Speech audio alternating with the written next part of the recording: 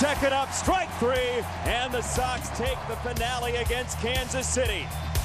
After losing a pair to the Royals, the Sox salvaged the finale thanks to some great work from the relievers and just enough to get by the Royals, who are now 3.5 back.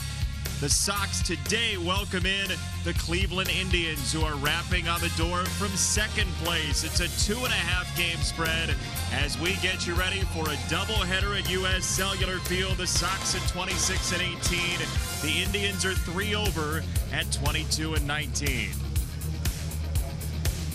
Thanks for joining us once again. Jason Benetti, Steve Stone along with you. The Sox bullpen struggled a bit on the road trip, was back to its regular form, though, yesterday. It was nice to see a game that had to be protected, and the bullpen did just that. So it made a winner out of Carlos Rodon, and we'll take a look. Matt Albers first.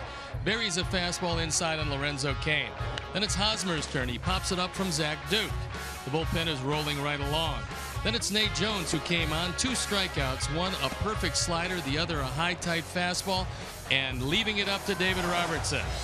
He buries a curveball in the dirt. Nice stop by Alex Avila, and David Robertson chalks up another save. So the bullpen was brilliant yesterday. Hopefully they'll have 2 chances today to be brilliant. Sox have played so many close games. The offense turned it on enough yesterday in that 3-2 victory. It was just enough runs, and 2 familiar characters who've been doing it all year. Todd Frazier, he reaches out, gets a high fastball, takes it into the bullpen bar. So Frazier hits his 13th, and then in this case, it's the milkman that always rings twice. 2 for 4 with a double and 2 runs batted in, and that's all it took. 3 runs, and the same guys who have been doing it all year, doing it once again. So again, this isn't a team that scores early. It's not a team that scores often, but yesterday it was effective. What do we have starting pitcher-wise for game number 1, Steve? I think we have a dichotomy of pitchers. We got a veteran right-hander against a rookie right-hander. As you can see, Mike Clevenger, hard-throwing right-hander, brilliant in AAA. Matt Latos, who started this season at 5-0, only to fall on some hard times, but against the Indians has been brilliant. 3-0, even though the ERA is up there. So Matt wants to get back on track. He wants to get the curveball over the plate. He wants to make sure he gets ahead with the fastball, then goes to his wipeout pitch. If he can do that, it should be a successful first game. It's a huge series. Sox and Indians early on in the season, late May. 2.5 games separate them. Put your caps on. Get ready for 18 innings of baseball from U.S. Cellular Field. Pitch number 1 coming next.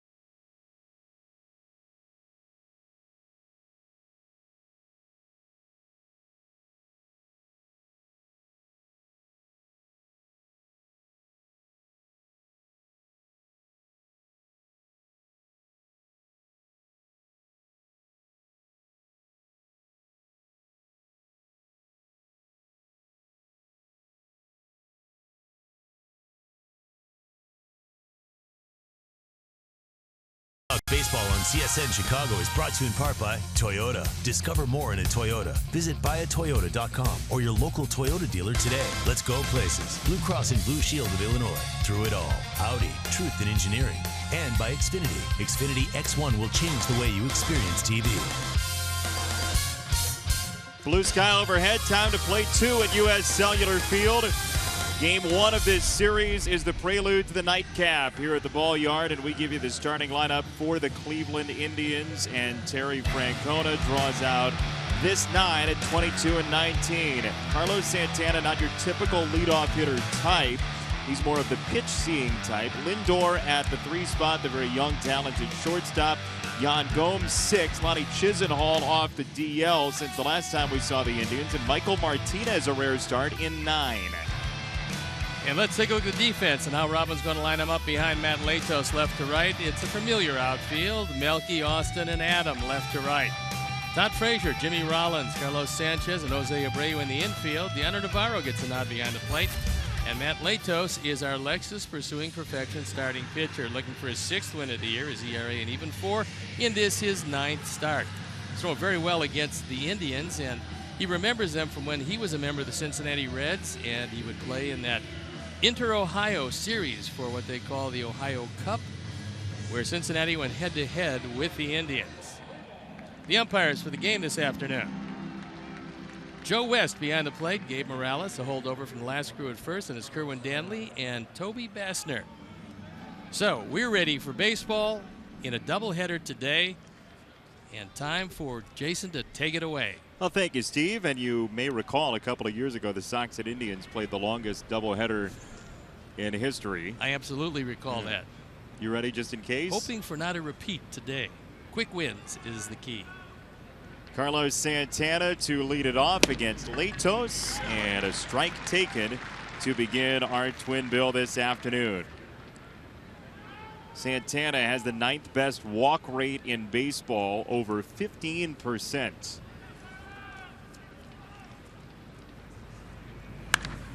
And he swings here to pop it up and back of home.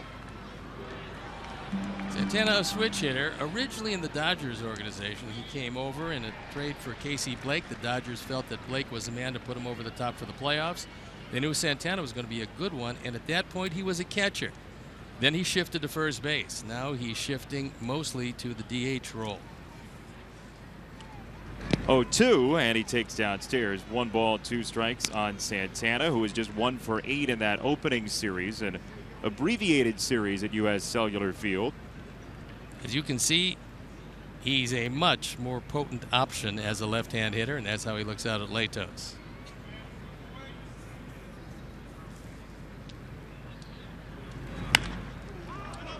In the air and playable. Latos. 1 down for Cleveland here in the first inning. A Cleveland team which just lost back-to-back games against Boston after a season-high 5-game win streak.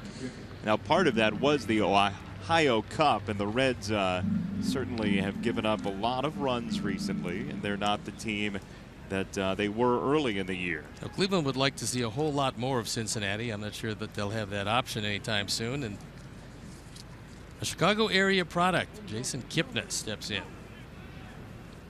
From the north side of town, he takes a ball.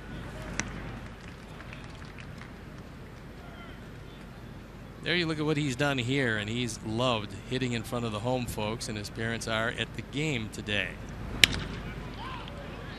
Left field, Melky Cabrera on the move and angling toward the warning track, has out number 2. This is going to be an interesting time if you're a pitcher, and not so interesting if you're a hitter, because the shadows are moving across home plate. The sun is right in the eyes of the left fielder, and Melky does a nice job of staying with it. So 2 up, 2 down. There you see the shadows. They're going to creep across home plate, making it very difficult for the hitters, which is usually a good thing, especially if it's difficult for their hitters. Our guys have great eyes. Well, you always appreciate when something's difficult on a hitter, don't you? Indeed I do. The pitcher's oath. First pitch, strike to Lindor, who was 13 out of 24 during the Indians' 5-game win streak. He's been a better hitter right-handed. .429, left-handed .282. This is a guy that's slowly becoming one of the better base stealers in the league. Now, he doesn't steal as often as some of the others, but he swiped 8, been caught only 1 time. The Indians as a team have swiped 28. They've been caught just 8 times. Conversely, the Sox, 16 steals. They've been caught 10 times. 1-1 from Latos. It's going to be a tough play for Frazier. Off the bare hand. Throws on the go and got him.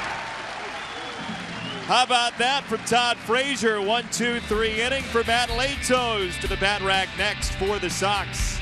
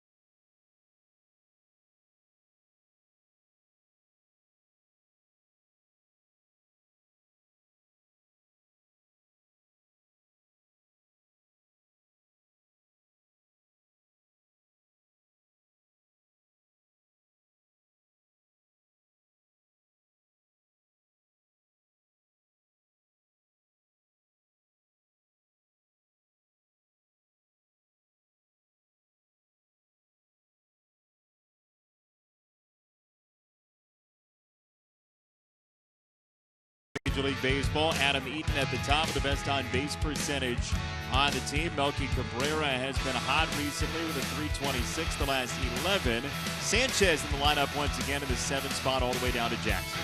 Let's take a look now. Terry Francona is going to line up his defense behind Clevenger. It's Marlon Byrd, Michael Martinez, Lonnie Chisenhall in the outfield, and Ramirez, Lindor, Kipnis, and Napoli in the infield with Yan Gomes, a talented catcher behind the plate, and Mike Clevenger on the hill. He's our Lexus Pursuing Perfection starting pitcher. That his first major league start. The numbers don't look real good, but he tired in the 6th. He's got great stuff. You see, only 1 walk, 5 strikeouts. He has a wipeout slider. He has Tim Lincecum's former hair, and he's got a big arm. He throws the ball probably 94, 95, and can get it up in spring training. They had him at 97. Funny story to go along with that hair for Clevenger as Eaton stands in and fouls it away. He spent his freshman year of college at the Citadel, where one of the first things they do to you is shave off your hair. They call the freshmen there knobs because their head looks like a doorknob. So the hair is back. Well, that's why he spent only 1 year there before moving on to junior college and then on to the draft.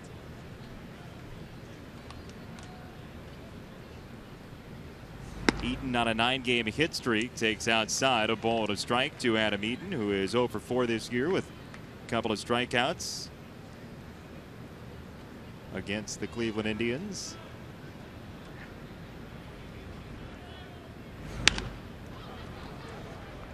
That was 95 down in the zone, and before his last start, his first major league start, number one, he said he's never been that nervous in his life. Of course, he never made a major league start before. But about a half hour before the game, he started expelling whatever he had for lunch. And they just kind of laughed at him. Terry Francona thought it was very funny that he was that nervous. Swing and a miss, strike 3, and down goes Eaton. Let's go back to the way the first inning ended, and it's a great play by Todd Frazier because it's a squibber, and he was playing wide of the bag. He came on, the bare hand throw in the same motion, getting Lindor, who's got speed, by a good full step. Great way to start it off, and once again, good D, which seems to show up every day. One down for Rollins. And a ground ball right side. Kipnis is on it.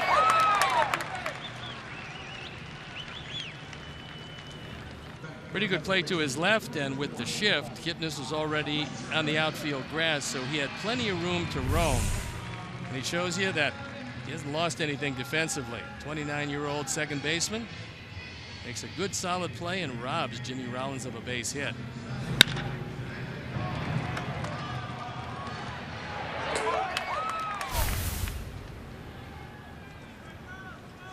So with 2 out, here is Todd Frazier, who was actually the first guy that Clevenger faced in Major League Spring Training in his first ever Major League Spring Training.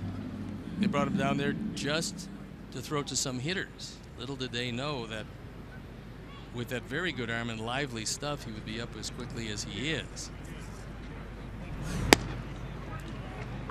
Terry Pluto from the Cleveland paper had a great story about Clevenger and his time in spring training, and he ended up breaking Frazier's bat, and he thought, wow, I just broke his bat. One of those shocking moments for a young pitcher. Maybe I can do this. Maybe Todd can do that. Home run number 14 for Frazier, way out of here.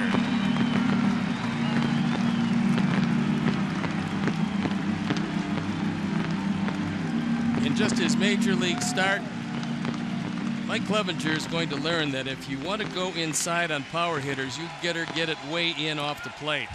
A forward home run replay. This is a bomb. He hits it a long way, gets every bit of it, gets ahead of the bat out. That ball was not inside near enough, but it looked awfully good for Frazier.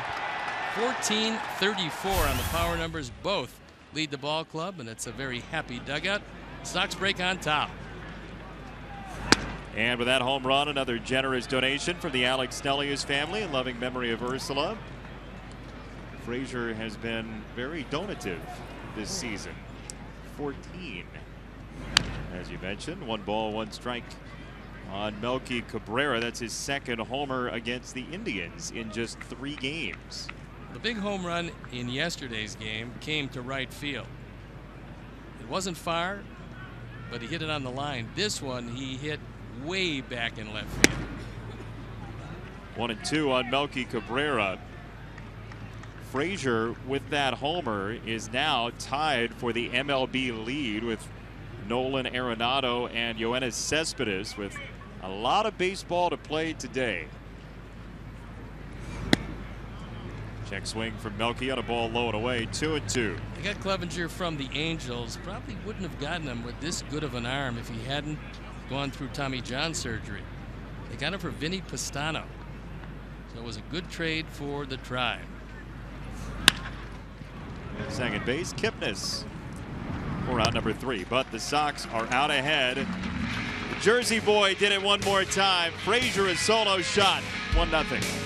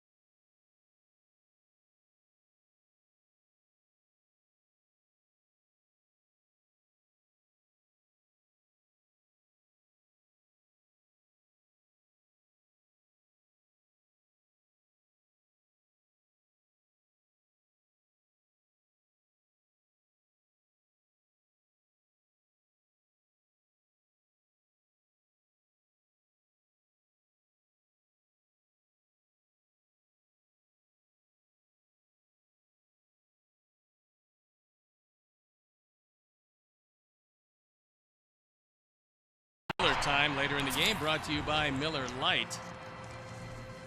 Now time for our greater coverage of baseball, brought to you by T-Mobile. And let's take a look at Todd Frazier as the updated home run leaders. Todd Frazier with 14, Trumbo 13, and then Cano, Davis, and Machado tied with 12. So Todd Frazier is tuning it up at the right time, and now Jose Abreu has got to follow. It's a tough act to follow. He's been hot, and the fact is that he can hit home runs any part of the ballpark. We've seen it illustrated graphically the last 2 days. It's Mike Napoli. And he takes a strike from Matt Latos, who went 1-2-3 in the first inning. Napoli tied for second in baseball with 62 strikeouts.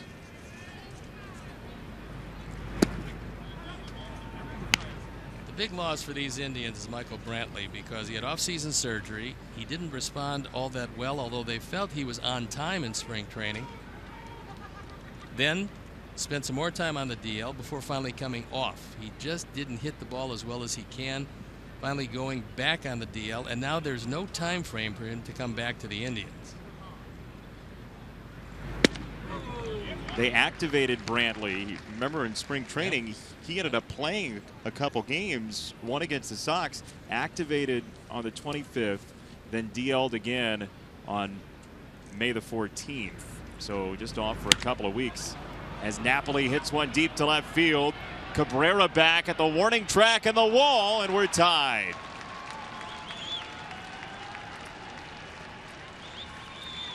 Home run number 8, and Mike Napoli has always been that kind of hitter. You can make him look very bad, but make one mistake, and that ball was up in the zone, and he hurts you.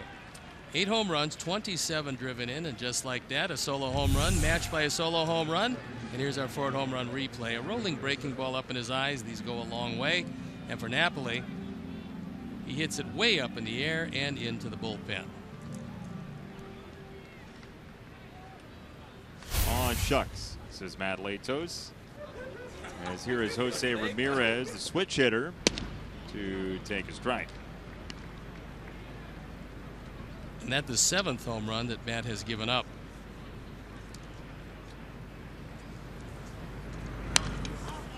Fouled back 0-2 on Ramirez, 23-year-old playing third base with 3 right-handers on the bench as Napoli hits his second homer against the Sox this year, just like Frazier with his second against the Indians.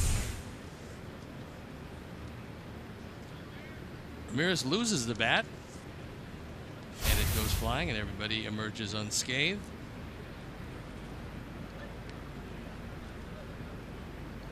Two strikes. Again, foul. Ramirez is a manager's dream because he can literally play anywhere and not only give you a real credible defensive effort, but he's hitting close to 300. So as he's gotten more playing time, he's driven in 15 runs.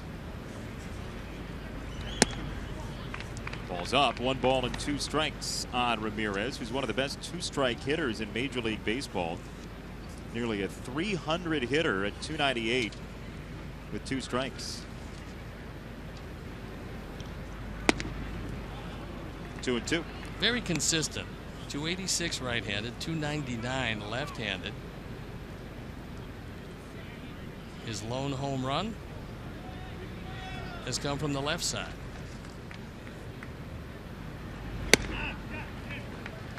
Leto's not happy with himself there. 3 balls, 2 strikes.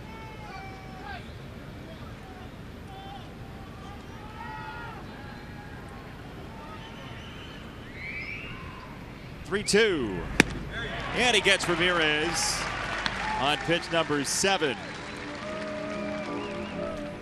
First strikeout of the day for Matt as he throws some high heat by him.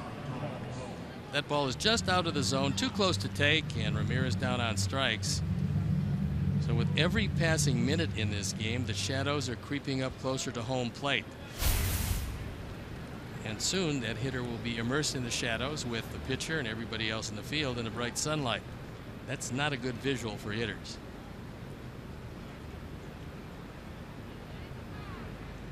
Now Gomes inside and low, ball, no strikes. What does it look like to a hitter then? He's standing in shadow, so your eyes have to adjust to that. He's looking out at bright sunlight. There's some hitters can adjust well. Some guys will actually wear their sunglasses, or they have some hitting glasses, which is a lighter lens that they'll use at the plate to combat that.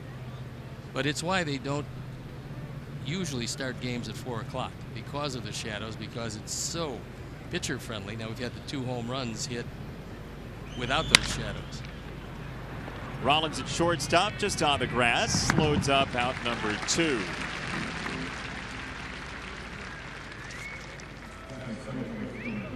Sox fans, we want to hear from you throughout the doubleheader. Use the hashtag White Sox Talk on Twitter. Be sure to follow at CSN White Sox all season long for the latest news and your favorite team. Are you using the hashtag White Sox Talk? I always use that on my various tweeting efforts, except for my audio tweets. Well, you can use it on your audio tweets as well.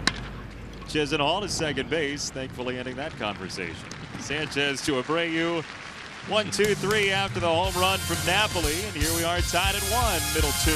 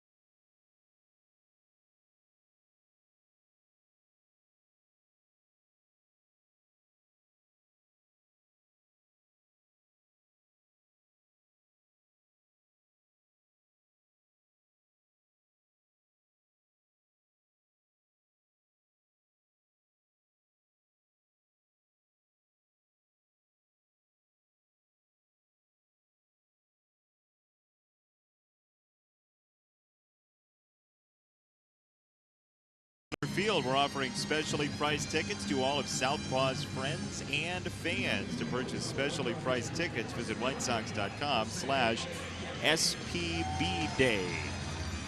Happy birthday, Southpaw. Steve will bring you presents. I will. Picks to click today. Carlos Sanchez and the crew with 7. Melky Cabrera and you, Steve Stone. And I'll take Brett Laurie trying to get out of the cellar. It's a bad place to be, the cellar. Well, the cellar's actually pretty good at this point because you're a come-from-behind type of horse as opposed to a front runner. Like Larry said, I can change my pick to click, but there's a price if I want to move to Frazier. Might be worth it. It's an early home run. Well, it's not going to be the game winner. We know that. At this point, no. Well, at which point would it be the game winner? They deduct a run for some reason. First pitch to Jose Abreu, who's down in the 5th spot for the first time this season. He was at the 2 position the first 2 games against Kansas City. Got the day off yesterday. And 0-2. That was 94 low and away. Perfect pitch. So the arm for Clevenger is very good. Now fully back from his Tommy John surgery. He's a very intense competitor. That's one of the things they truly like about him, and he's fearless, and for a young guy, a great attribute to have. 25-year-old on 0-2. Abreu lines it to left field, and Bird is there for out number 1, but he hit it hard to bring up Laurie. This is a good sign because this is a breaking ball that spins. Doesn't break very much. Jose goes out and gets it, hits it on the sweet spot of the bat, a sinking line drive, and Marlon Bird, who stayed right with it and made the play just off the grass. The one down for Laurie. See, that's one of those hard hit balls that you're happy that there are advanced statistics for to show that Abreu hit the ball hard. I mean, 0 for 1 isn't every 0 for 1. They don't all look the same. Well, that's how good offensive streaks start. Usually starts with taking a walk or two, which Jose doesn't do very much, as we know. With him, the second stage of a streak is starting to hit the ball hard. Then eventually you're going to start finding the holes if you make solid contact. Ball 3 from Clevenger to Laurie. He's got 19 walks this year, 2 off the team lead.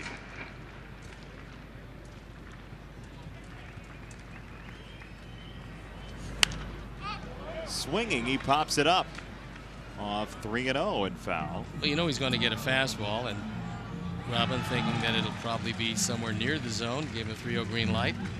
He got a perfect pitch to hit. That ball was inner third, and it was right around belt high, just fouled it straight back.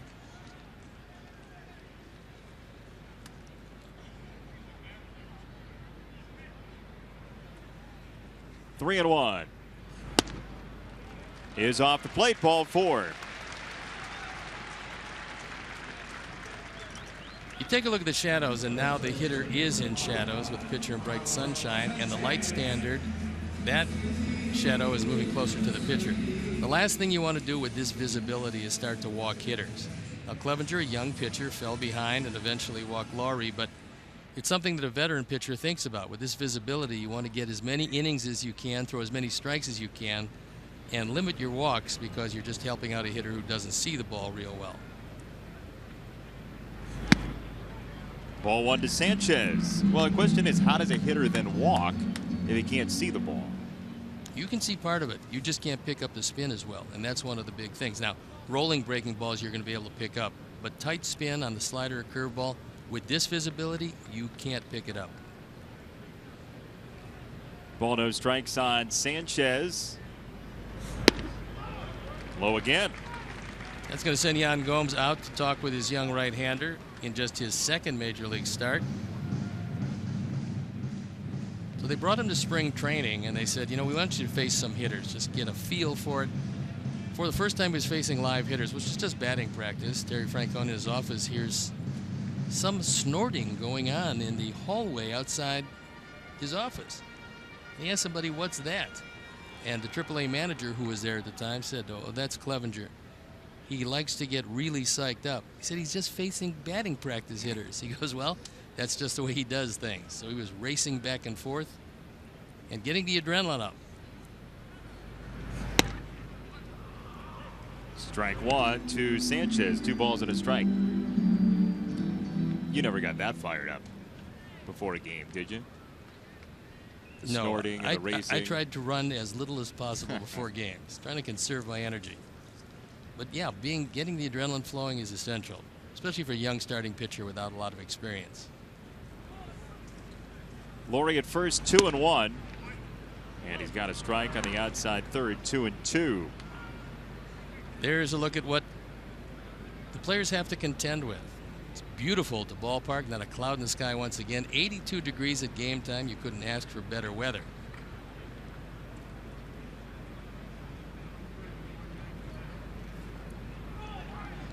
Throw on Laurie, who's back in safely. Brent 2 for 4 in steals this year. Clevenger just showed our entire ball club that he has a very good move to first base. Now, they have scouting reports, but they probably can't tell how quick his feet are. They're very quick to first. Late swing, strike 3, and 2 out. Maybe the shadows came into play there on a late decision. Well, there's no doubt what happened was he threw him his version of a changeup. It was 88 as opposed to 95 on his fastball. And this one just dives away from Sanchez, who didn't see the ball really well. And he's well out in front. Usually when you swing under a ball, not a good sign. So 2 down, Laurie at first, and Deanna Navarro to bat in a 1-1 tie thanks to 2 solo home runs.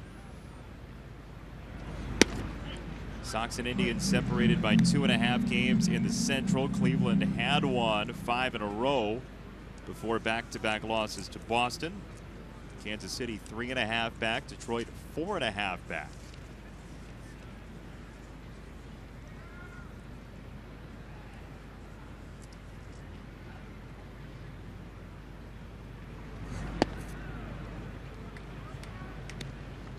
The hitting with these two teams virtually identical. Indians came in hitting .252, Sox .250. Indians have hit 40 home runs, Sox 38 coming in, so it's 41 and 39 on the home runs. Sox pitching has been much better than the Indians, and the Indians fielding just a touch better than the Sox.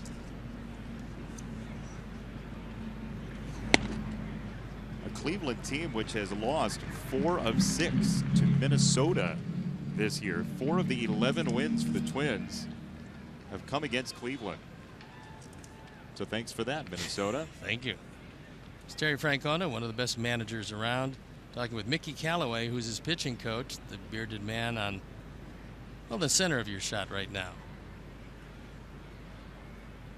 2-1. That's a strike. 2 balls, 2 strikes on Navarro. Austin Jackson to follow. We talked about hitters wearing sunglasses. That's what Deoner's doing, trying to get some semblance of how the ball's breaking.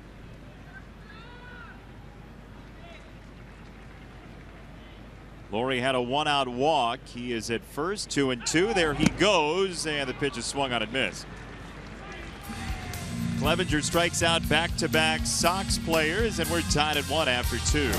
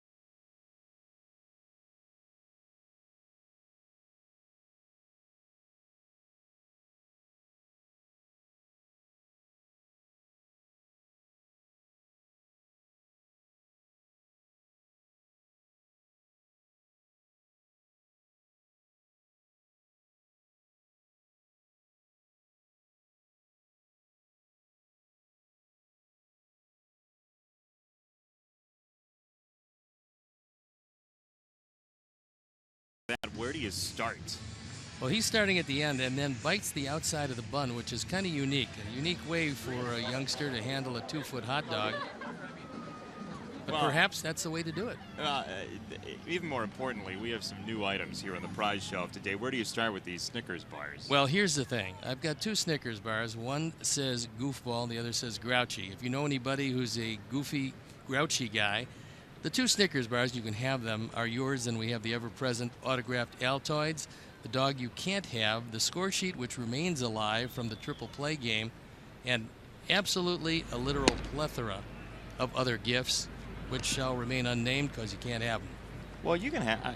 You can have the Rubik's Cube. You can have the Abreu kid shirt. Well, that's the thing that is surprising to me, that it's still available, the Abreu kids shirt.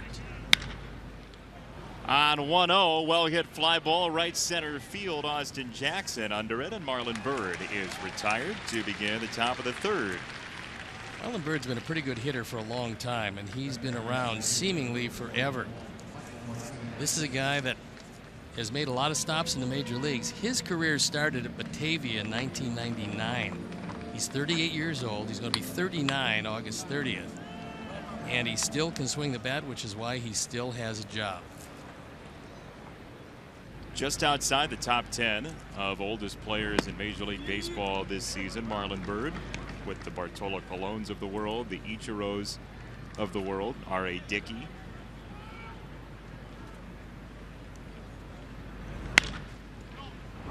Foul at first for Michael Martinez, a switch hitting center fielder in game 1.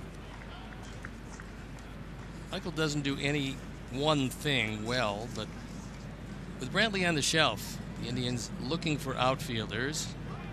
They turn to Martinez, a switch hitter who hasn't had a right-handed at bat. To right field into the corner, and that's a fair ball for Michael Martinez, who is on the gas pedal into second with 2 strikes. It's a 1-out double.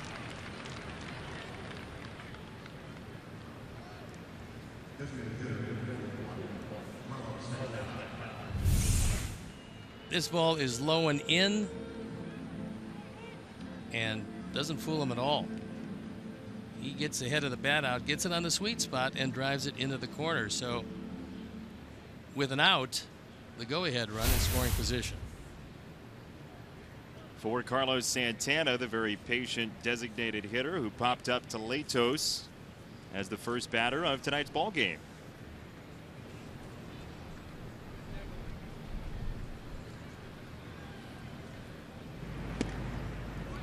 Ball low on Santana.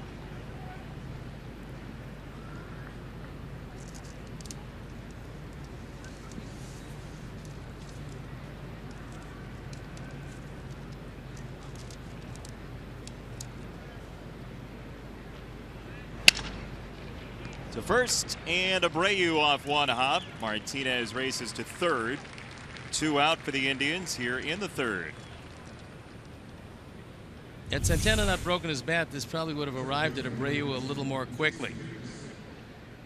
It's up in the strike zone, and Jose does a nice job of scooping it, then looks at third to see if he's got a shot at Martinez. He didn't, so he takes it himself, moving the go-ahead run 90 feet away. For one of the most effective of the Indians hitters, Jason Kipnis, who so far this year has seen 185 first pitches. He has swung at 8 of them. So just about the time you think, well, okay, so he hardly ever swings at the first pitch, then you have some problems if he does indeed, if you decide to just lay it in.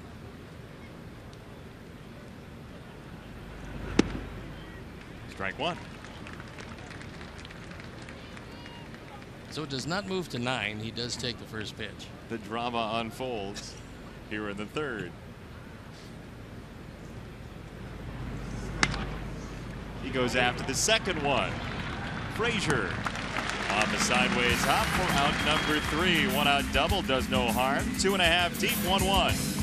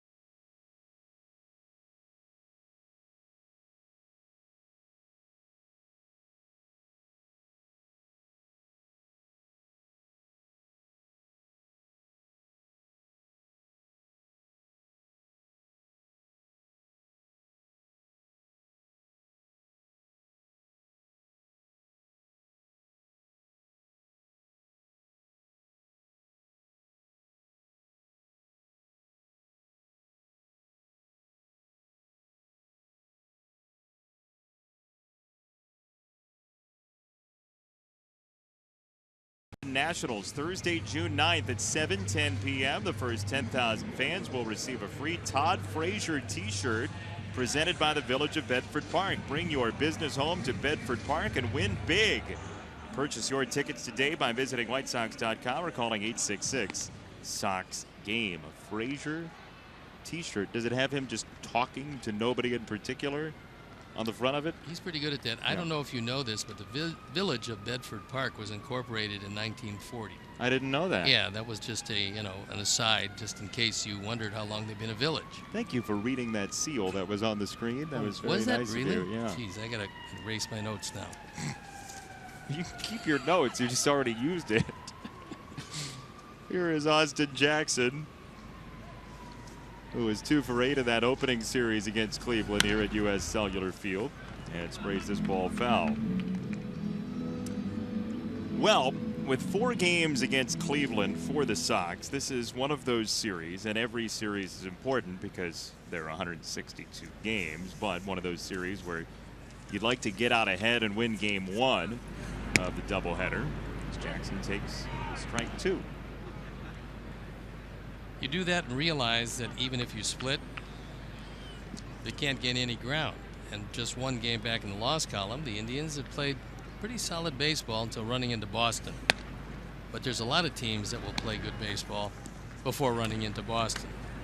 Red Sox are strong. I was looking this morning at the doubles numbers that they've put up this year. It's asinine how much they lead the doubles category by. There's a line drive for Jackson. This could be 2. Austin Jackson around first, speeding towards second with a leadoff 2-base hit. His 11th double of the year. There was another breaking ball that didn't break sharply, and Austin was able to stay right with it and take it into the corner. Marlon Byrd does not have a very strong arm at this point of his career, and so knowing that he was going to be running away from the throw, Austin Jackson thinking about 2 bases when it left the bat.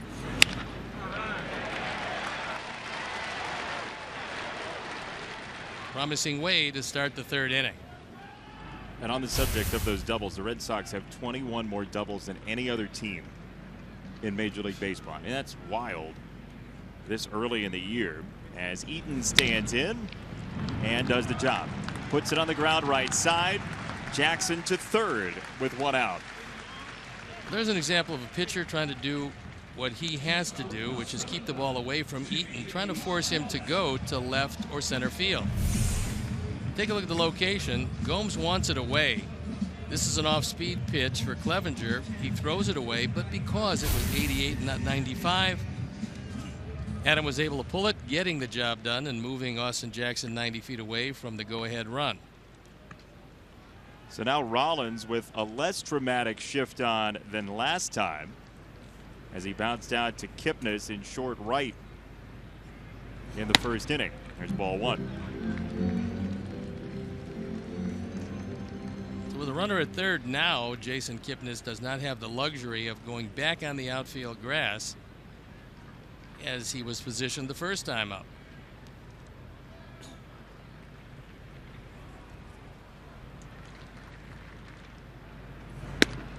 Way outside, 2-0 for Jimmy Rollins.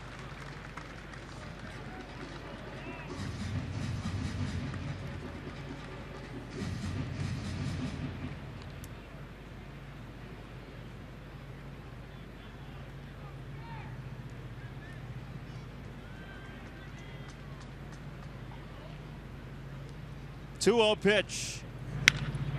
Ripped to right field. Rollins drives home. Jackson 2-1 Sox. RBI number 8, and an example of what happens when you have a man at 3rd base. You can't shift as drastically. There was a chance if Kipnis was back into right field, he might have had a shot at this. But with Kipnis playing a straightaway second base, playing him to pull, but still on the dirt, that ball's a base hit.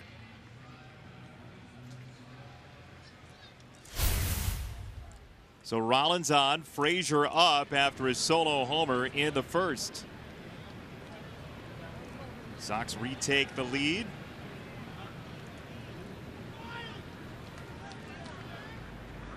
And a throw on Rollins.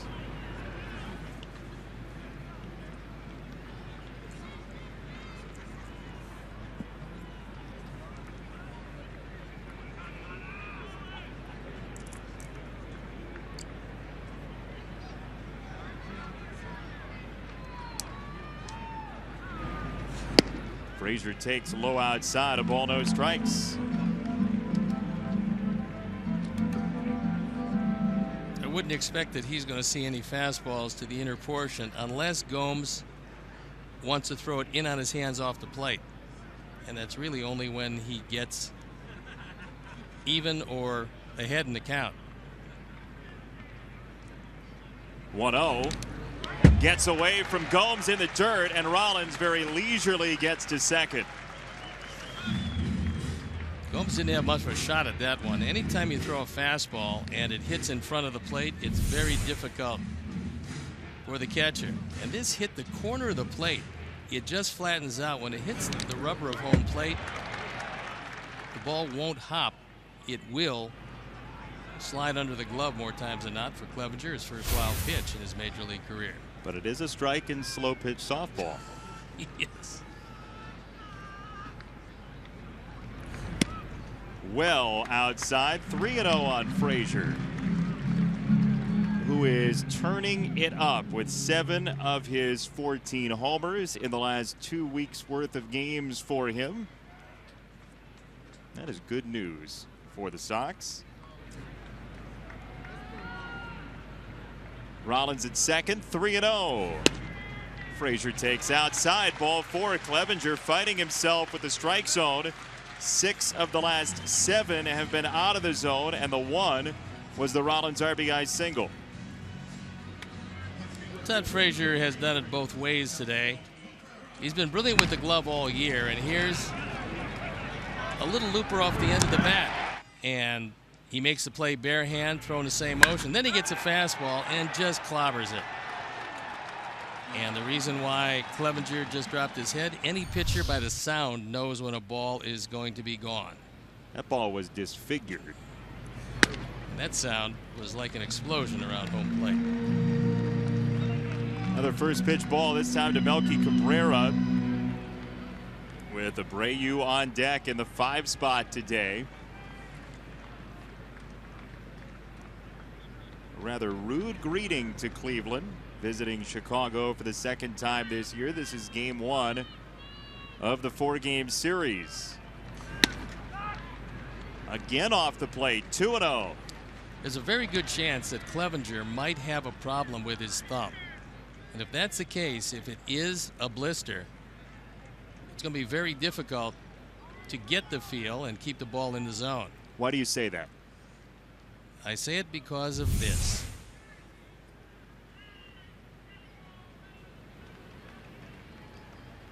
Yeah, too old to suck his thumb, and probably there's a little abrasion there. He's hoping it doesn't form into a full-fledged blister. Golfed foul by Melky Cabrera, 2-1. Still throwing at 94, 95 miles an hour, so the velocity is still there. He's had some location problems. Neither manager wants to even think about going to their bullpen early in this, although both teams can use a designated 26th player. Sox have called up Tommy Kahnle from AAA Charlotte.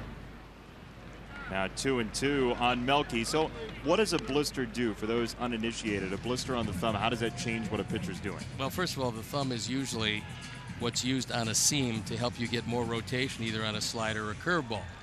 If you do have a blister, you lose the feeling in that area, and because both pitches, slider and curveball, are feel pitches, you lose that feeling, and they have a tendency to roll as opposed to break sharply. 2-2. Off the plate, 3-2.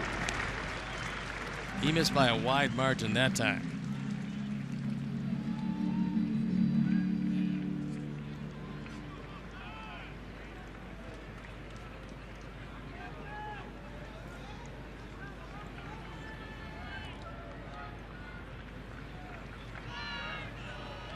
Two on, 1 out, 3-2 for Melky.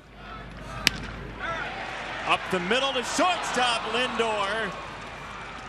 Jumping for out number 2. Nice play. Well, a nice piece of base running by Austin Jackson, or Jimmy Rollins. And the reason is that being a shortstop, he had a real good feeling this was not going to make it over the head of Lindor. So he just goes back to the bag, no thought of getting doubled off. But that's a product of knowing exactly where the shortstop is setting up. If you're going to be a good base runner, you better look and see where the defenders are setting up in the infield, and you'll know when you have to get back to the bag. So 2 on, 2 out, and Abreu missed again. Ball, no strikes. That's 4 straight first pitch balls from Clevenger, 2 Sox hitters. Now let's see if he can follow the first at bat where he hit a line drive rocket to Bird in left field, up with another at bat where he makes good contact.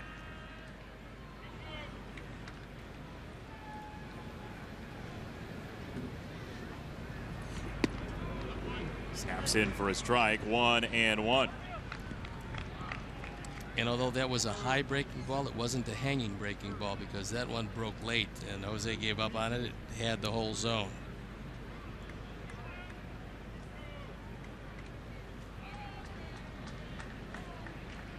Rollins at second, Frazier at first, 2 out, 3rd inning. In the air, right side, Kipnis on the retreat, and the inning comes to an end. So the Sox do get a run. Jimmy Rollins RBI single, 2-1 Sox.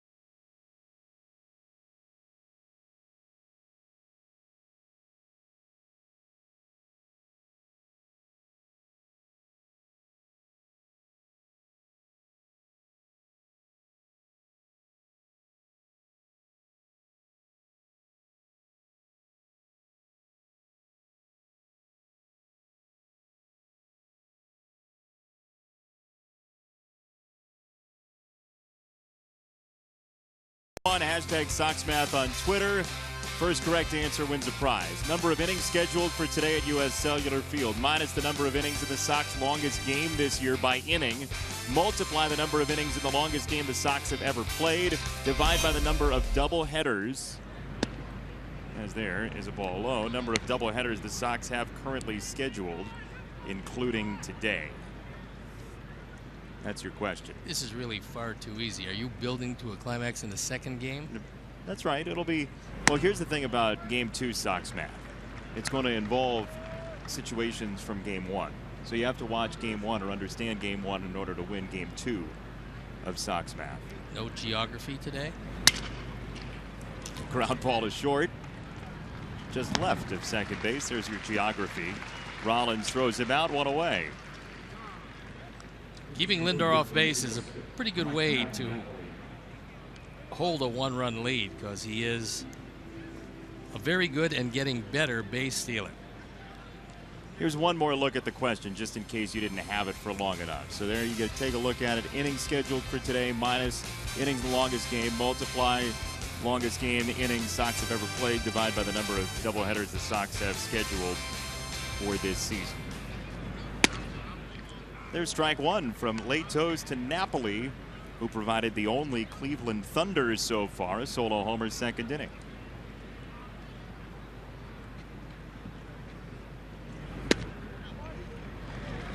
Leto's getting ahead. 2 strikes on Napoli. He stayed away on the first 2 pitches, and Navarro wants a breaking ball in the dirt. And he's got it. He got it. Terry Francona, the fine skipper of the Indians, since he moved to the American League in 2004, he's had 11 straight years over 500. They don't get much better than that. How about that? Excellent run for him, his 4th year with the Indians. After some great years with the Boston Red Sox, including 2 World Series championship teams.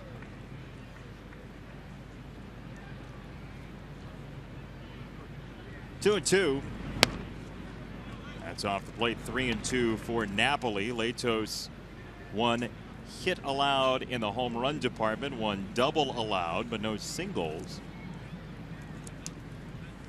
No walks. 3-2.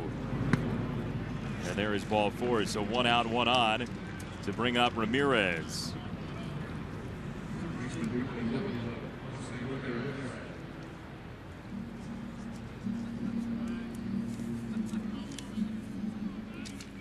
Leto's is unhappy with himself. He realizes when you get ahead 0-2, only to walk whoever it is that's hitting, it's not a joyous moment for a pitcher.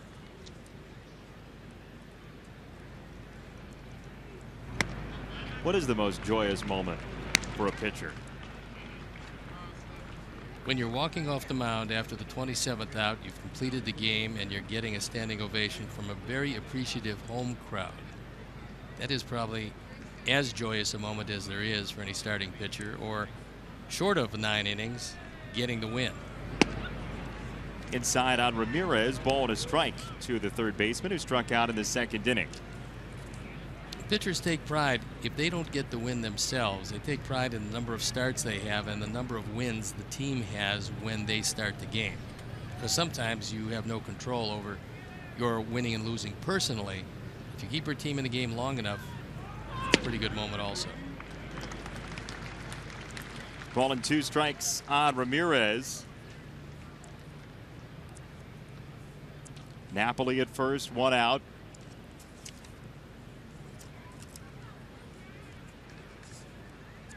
Double play in order. And fouled off by Ramirez. Cleveland so far this year 11-6 against the Central. Sox are 8-3 against the division, with a bunch of games coming up against Cleveland, Kansas City, and then Detroit on that road trip.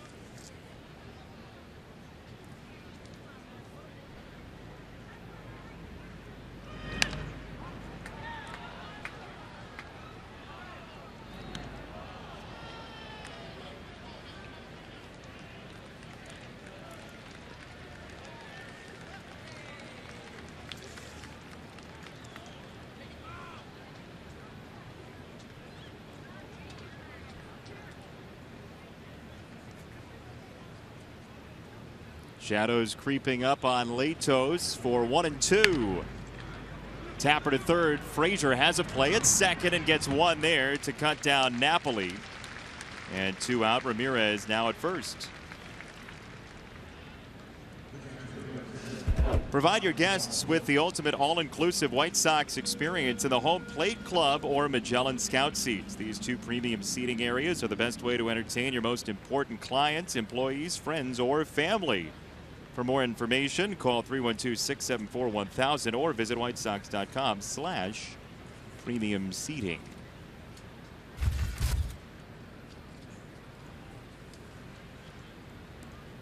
Gomes came over from the Toronto Blue Jays in what turned out to be just a great trade, because the Blue Jays felt they were trading a backup catcher. The Indians didn't know exactly what the ceiling was for Gomes, and he's become their everyday guy. And a strike to Gomes, and they've needed him too with the injury to Roberto Perez. Yep. Indians down a catcher. They offloaded Adam Moore, so there's been a lot of shakeup at that position this year.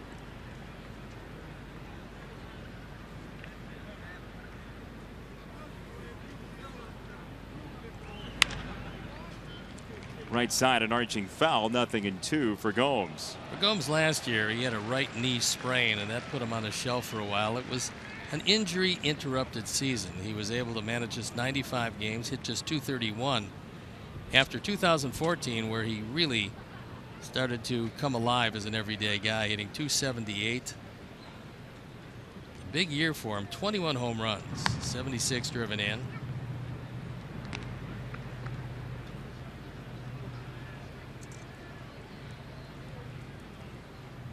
Indians traded Esmiel Rogers for Mike Aviles and Yan Gomes back in 2012.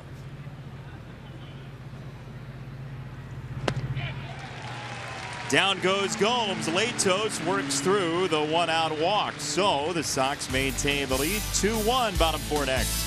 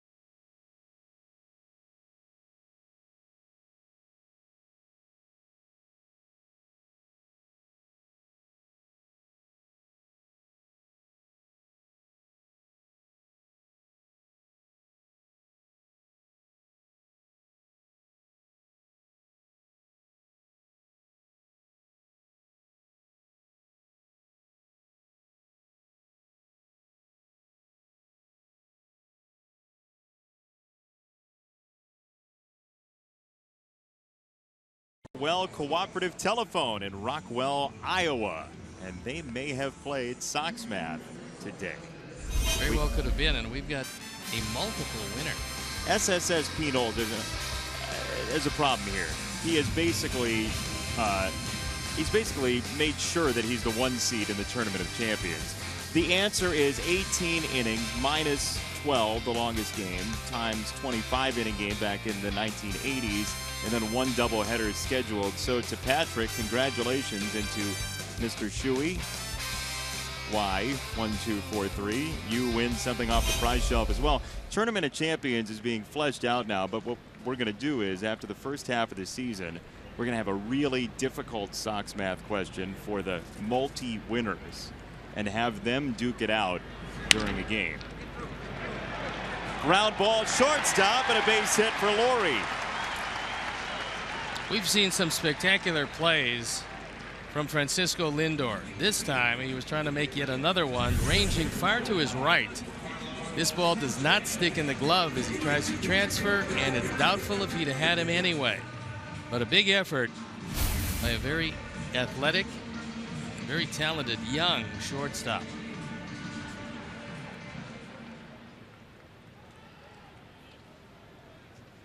So Laurie is on. Sanchez is batting.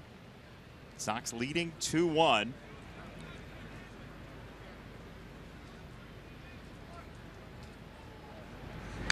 Sanchez fouls it away. Let's take a look at some of the highlights of Francisco Lindor. There's the exact same play he tried. Tremendous hands, big arm, again in the hole and getting rid of it quickly. And you can't do it better than that. The bare hand pick at shortstop, the dive up the middle. Lindor is one of the most talented of the young shortstops, and there's a bunch of them in the major leagues now.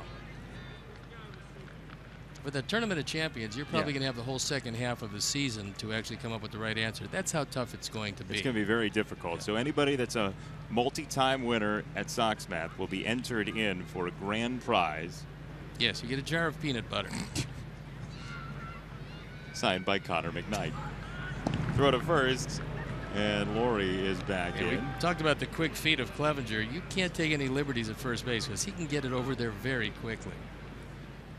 I talked with Connor McKnight before the game. The venerable pre- and post-game host on the radio side. He said he's going to start playing up his signed sunflower seeds because they've been sitting around. They're on the sub-prize shelf today. Sanchez flies it foul. Most of the Sox hitters should have a much better look at Clevenger because now he's in shadows as well as they are. And there you see how things look from the infield. Still a great time to pitch. The lights are on, but they haven't taken control at all. And if you started games at this time, ERAs would be very low across the board. Strike 3 and 1 down. That's how you solve the live ball era. You just start games at 3:30, 4:10. That certainly would be it. But right now, we're looking around the league. We've seen a lot of pitchers dominating. It's been that way the last couple of years. This year especially. Some big years for a lot of pitchers. Chris Sale being one of them. We'll see him later on in this series. Clayton Kershaw doing the normal thing that he's been doing. Jake Arrieta picking up this year just as he finished last year.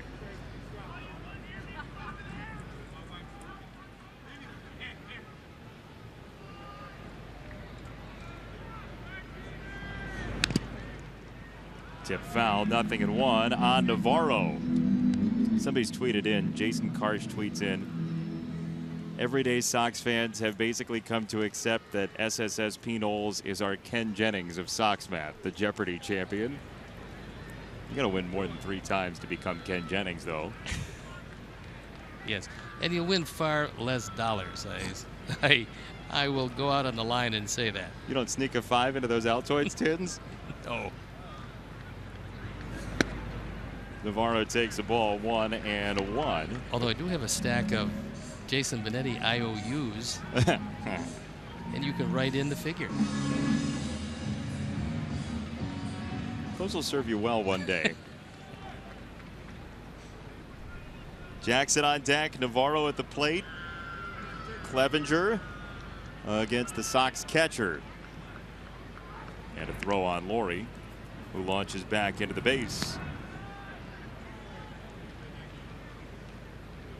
Game 2 of this doubleheader will come approximately 40 minutes after game number 1. Cody Anderson and Eric Johnson scheduled starters. Johnson not yet officially on the roster. The Sox can make a move in between games to get him on the roster. He's still the scheduled starter.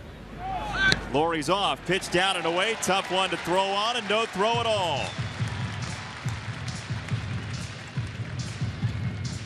It was a pretty good pitch to throw, and Gomes could not get the handle.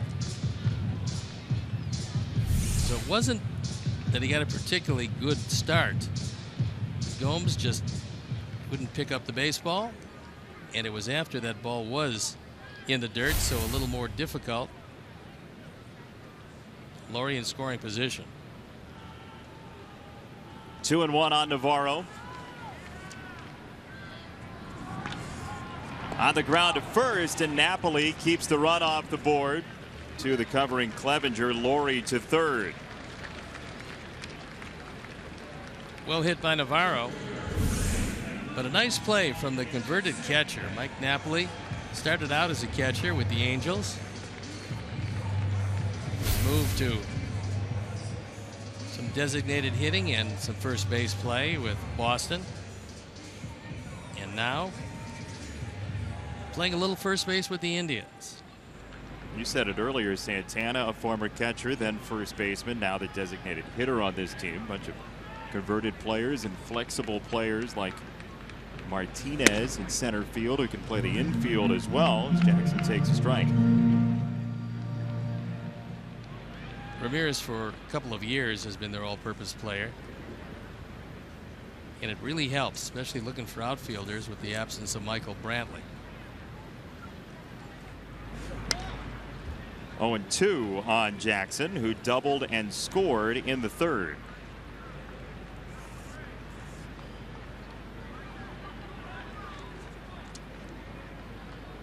Chris Sale scheduled to start tomorrow. That's a 7:10 first pitch. Then 1:10 on Wednesday. Jose Quintana and Corey Kluber. A great matchup. Up high, 1-2.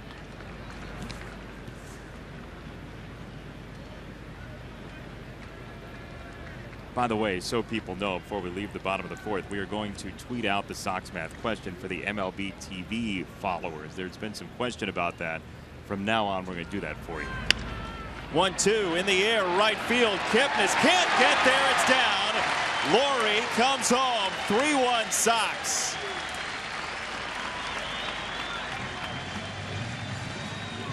Well, Clevenger can't believe it, and that was a great display of plate coverage. This ball is way out of the zone. It's that hard slider.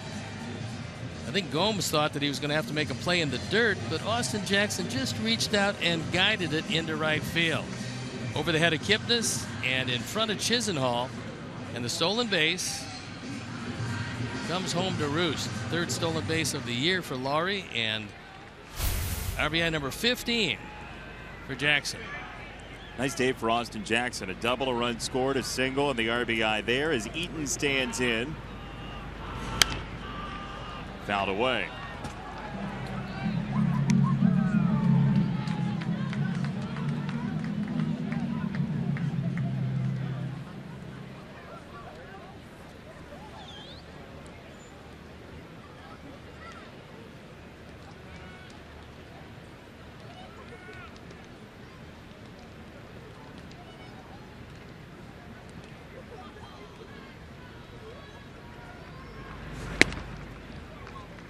Ball and a strike to Eaton, who's been very consistent, but has hit the ball well up the middle this year, and that's usually a good sign, Steve. Well, as you can see, he's used left field 16 times, center field 14 times, so you can understand why the shift has always been toward left center field. 1-2. And with that in mind, if a pitcher decides to throw him a slider in, he's pitching away from his defense, because that's a pitch you can drive to right center or down the line and right. So with the huge gap in right center, it's the last thing you want Eaton to do.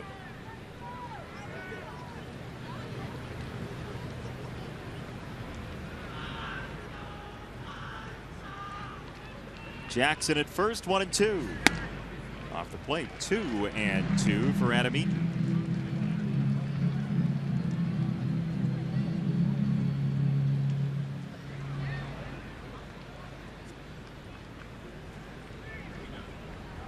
Been the best hitter for the Sox overall this year in a bunch of different categories, including on base percentage. 2-2. Floated foul left hand side. Nice job of staying alive on a tough pitch. At the off speed pitch, it was low and away.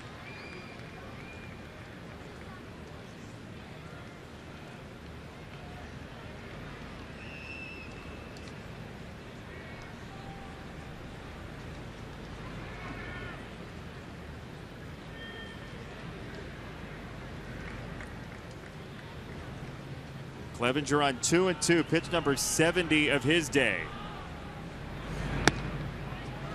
3-2. Adam Eaton hitting .333 the last 18 with the 11 walks, bumping that on base percentage near 400. He's 0 for 2 today. But the second out, a productive out, because with Jackson at second base, nobody out, he went up there determined to pull the ball and did just that. Same spot just about, and Kipnis throws him out. Sox do get another run. They have runs in the first, third, and fourth, and they lead 3-1.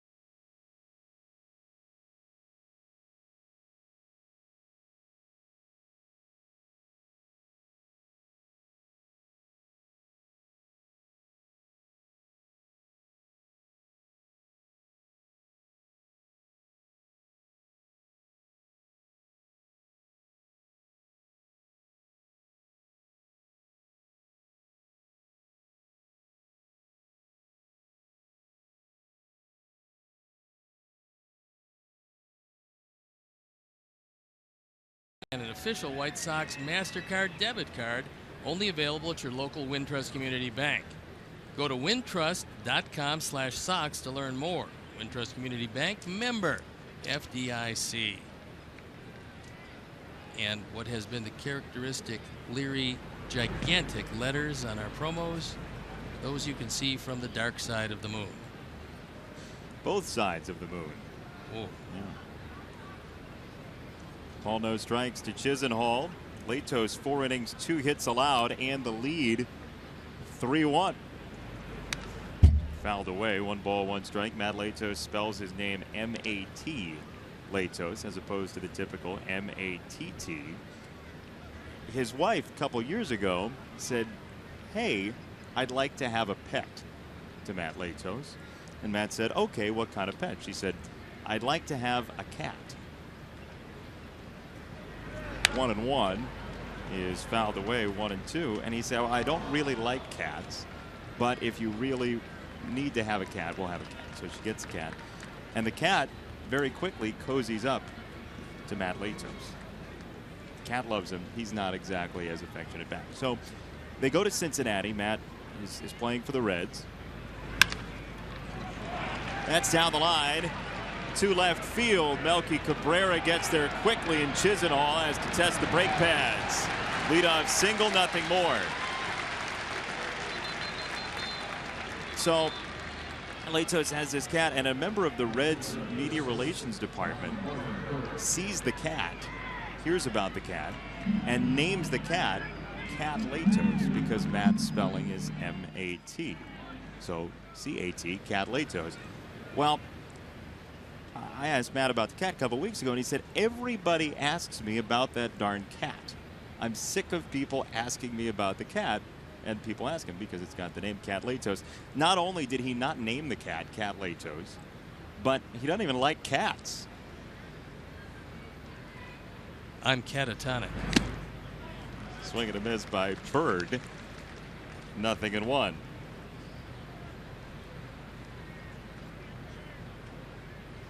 So that's, you know, for most cat lovers, that's an endearing story.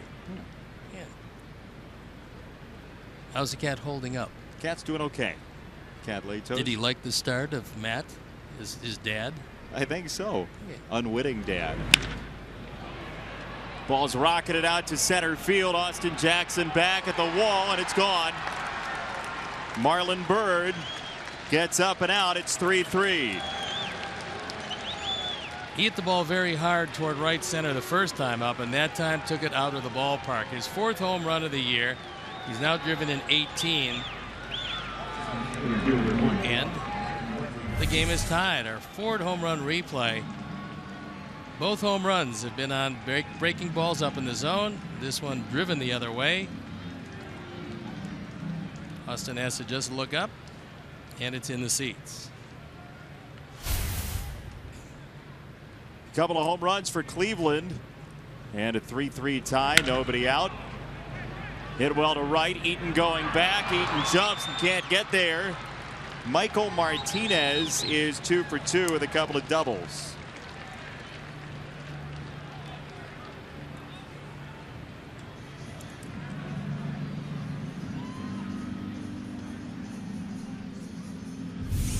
This ball is hit like a rocket. And it's a fastball, outer third, and that line drive double is going to bring Don Cooper out from the dugout to have a word with Latos.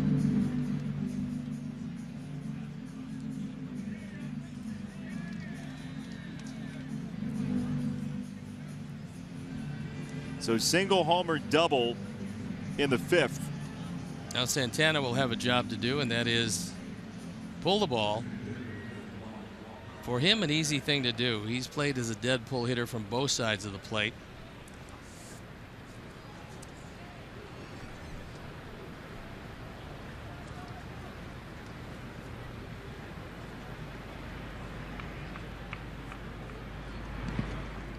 In the dirt, ball 1.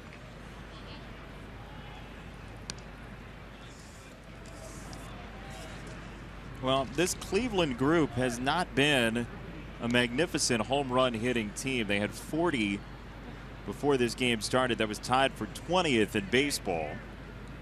But all the runs so far this afternoon have come on homers. Latos has now given up 8 home runs, the same total as Carlos Rodon. Those 8 home runs in 49 innings.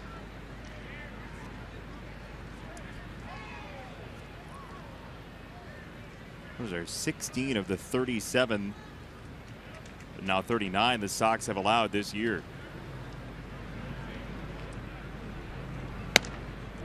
Up high, 3-0 on Santana.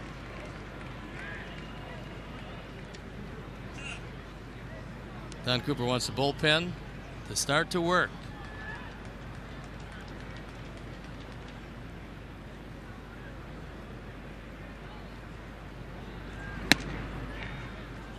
Strike called, 3-1. Santana yanked back to the plate.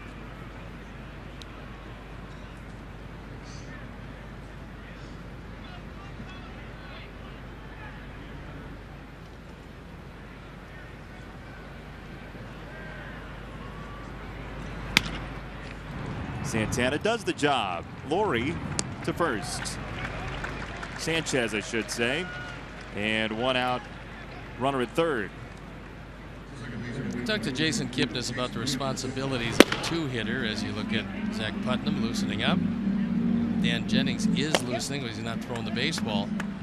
Kipnis said it's a situational thing. He goes, I know when I have to pull the ball. I also know when a guy's going to stop me from doing that. He said my natural tendency when a pitcher does that is line the ball to left center field. He goes, that's actually my natural stroke. He said I can hook the ball and sometimes I know when to bunt.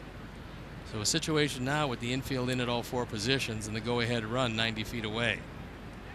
Latos with strike 1 to Kipnis. He's driven in 26, which is a pretty high total for a number 2 hitter.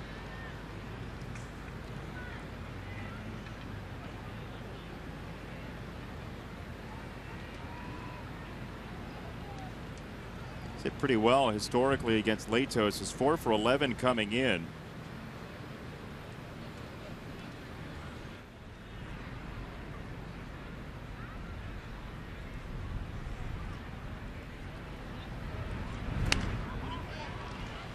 Ahead 0-2, Matt Latos on Jason Kipnis.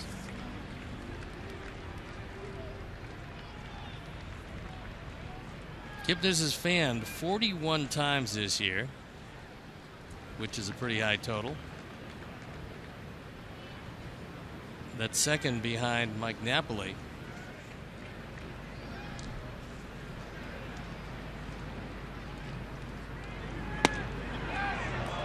Just missed. 1 ball, 2 strikes.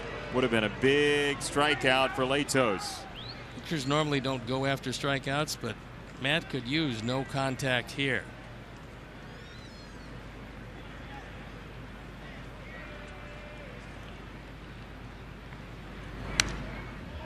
Fouled off.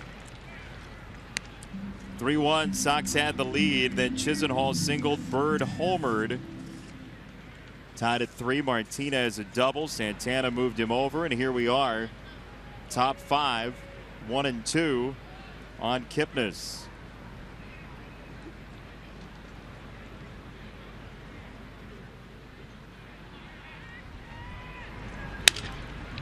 Broken bat. Abreu freezes the runner. Martinez 2 down. It was right in on the hands of Kipnis, and with the infield in, there's nothing that Martinez could do. So some good pitching by Latos as he gets this slider, shatters the bat of Kipnis. Jose takes a look at third, making sure he freezes Martinez before retreating to the bag. And there you look at Martinez as he comes down the line, realizing that he's dead to rights at the plate. So he goes back to the bag. So now 2 down. Martinez at third. And Lindor, the shortstop, who's grounded out twice.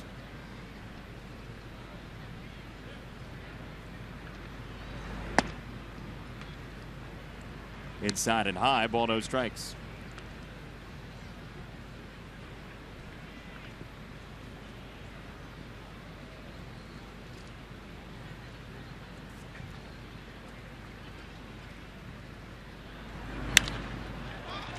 Popped him up. Rollins is back. And that'll do it. Indians get 2 runs, but nothing more. We're tied at 3 after 4.5.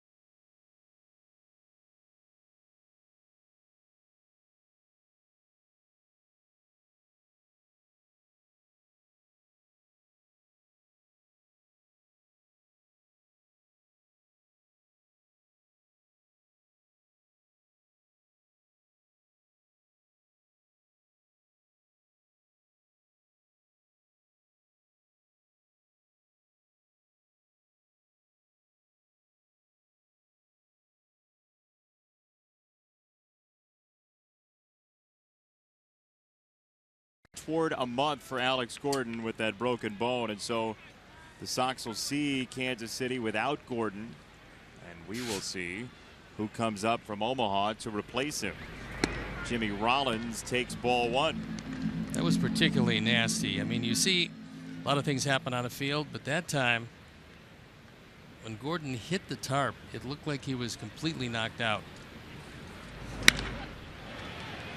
Left field, Marlon Byrd as out number 1.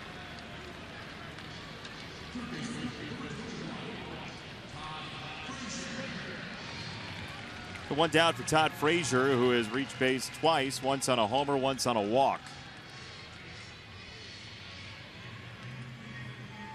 The ball was hit very hard, and Byrd, battling the sun, made the play.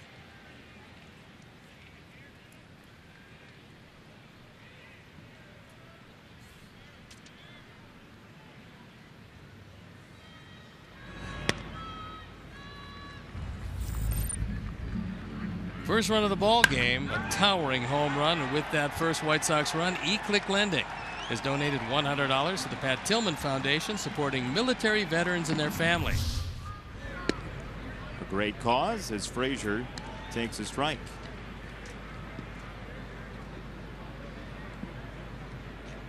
So Clevenger a reprieve. He was trailing 3-1 and gets 2 in the 5th from his team's bats. Spikes that one, 2-1 on Frazier. Clevenger has yet to retire Todd Frazier. If he didn't pitch around him in the 3rd inning, he did a pretty good job of not giving him anything too good to hit after that home run the first time up. There you look at the numbers so far. What he's shown in this, his 2nd major league start, is a very good fastball. And a penchant for letting Todd Frazier on base. He is 2 for 2.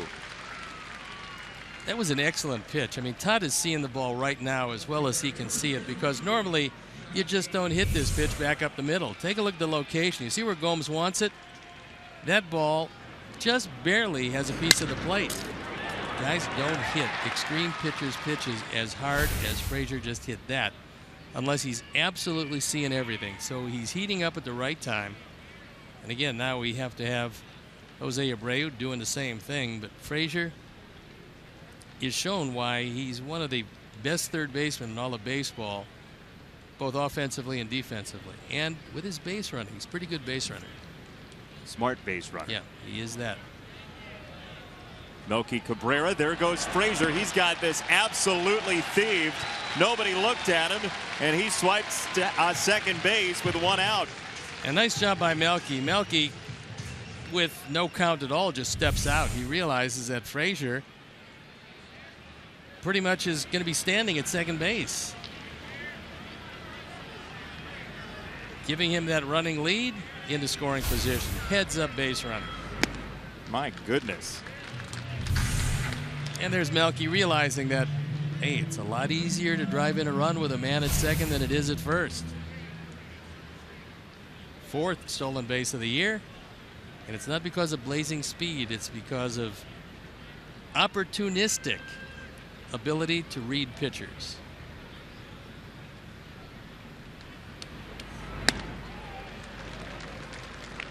Two balls and a strike on Melky Cabrera. That last pitch might have been the first show that Clevenger is losing a bit, because that hard slider just spun out of his hands. And the bullpen is starting to stir, but nobody throwing yet.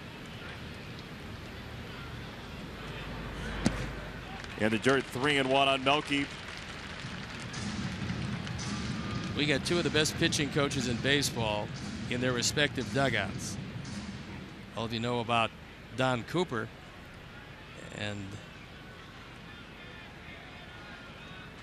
you've got some talent, certainly with the Tribe, and Mickey Callaway does just a great job with them. Ball four, 2 on, 1 out for Abreu. I would think you'd be seeing Callaway here only in that, look to me on that breaking ball that Clevenger was losing something. There is Mickey Clevenger. Now he's adding up the pitches and not making a trip to the mound quite yet. So this is a time to take advantage of a young man in his second start, making his 83rd pitch in just this inning, showing some signs of perhaps arm fatigue.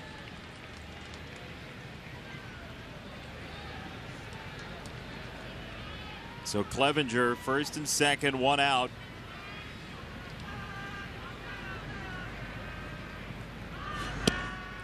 Ball one. What do you see that suggests arm fatigue? I saw the breaking ball that slipped out of his hands. I saw a slider that he missed by a good foot off the outside corner. I saw fastballs now that he's having some problems with his location. And a lot of guys that get starting to get tired open up too quickly and leave the ball up on their fastball. Outside, 2-0 on Abreu. Yeah, you can see that right now he's lost the release point. When a pitcher does that, it happens for a couple of different reasons. Number one, he does open that lead shoulder, open up too quickly, and you're not going to be able to hit with it. And number two, it's that you realize that your velocity is a little down. So what you're trying to do is force the fastball instead of letting it flow. You lose the movement, you lose the location. And this is when he's very vulnerable. So let's see, before they come and get him, if the Sox can score against him, because the bullpen just started to throw. 2-0, big pitch. 2 on, 1 out. Went inside, Abreu popped it up. Lindor for out number 2. That pitch was off the plate, and that's one thing that Jose, thinking about driving in a run, expanding his own strike zone. This ball is a good 3 inches on the inside corner. He tried to pull his hands in. He couldn't quite make the contact and popped it straight up.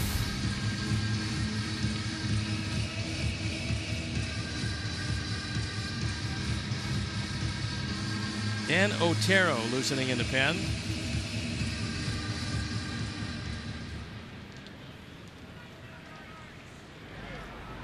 So Rollins a fly out, Frazier is single, Cabrera the walk, then Abreu the pop out. 2 down for Laurie, DHing today. And he takes off the plate downstairs, 1-0.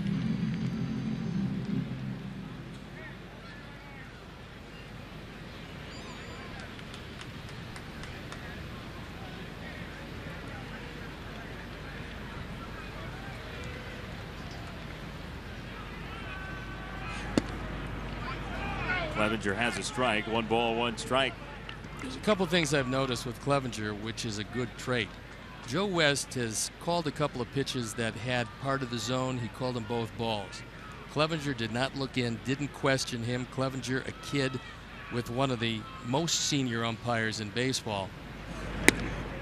And that really will hold you in good stead because that gets around. You're not going to complain about every pitch. And he's going to get a close pitch after that. Joe West is a good umpire, has been for a long time.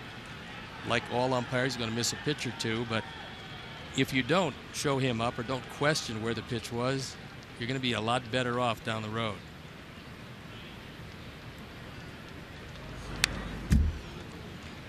Well, when the umpire has a piece of umpiring equipment named after him, that means he has been a very visible, important member of the umpiring community, the old West vest. Is that because of the W? Or the W for Wilson? He had his own vest that he sold to umpires. I think it's a great idea. 2-2. Very good Laurie. stop by Gomes.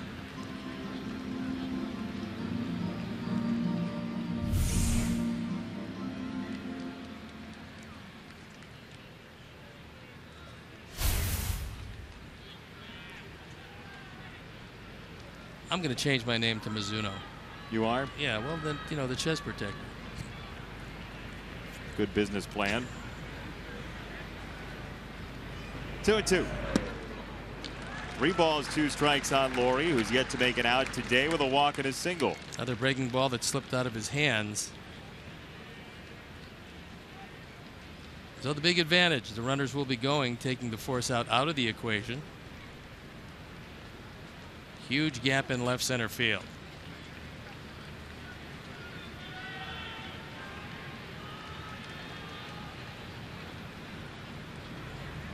Runners off, 3-2. Swinging a long fly ball, vaporized to left field.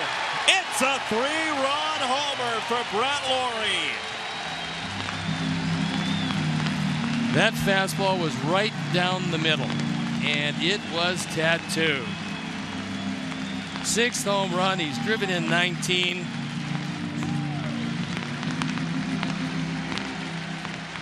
Terry Francona decided to leave Clevenger in the game, and the Ford home run replay, it's a bomb. The second bomb of the day. I mean, both of these balls were absolutely obliterated. Home run by Frazier, the 3-run homer by Brett Laurie.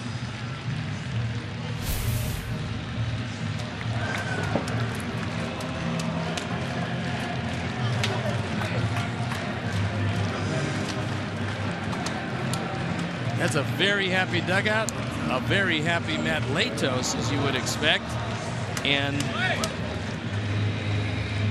it's a dancing Melky.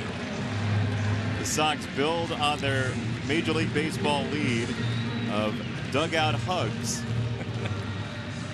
And for good reason with the homer off Clevenger.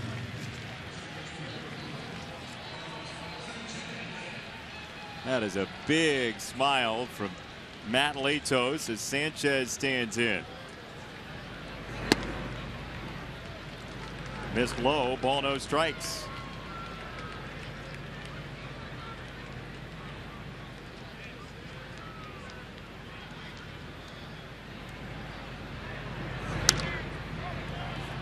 Third base side, foul ground. Ramirez is there. But 2 out, 2 strike, 3-run home run for Brett Laurie. 6-3 Sox after 5.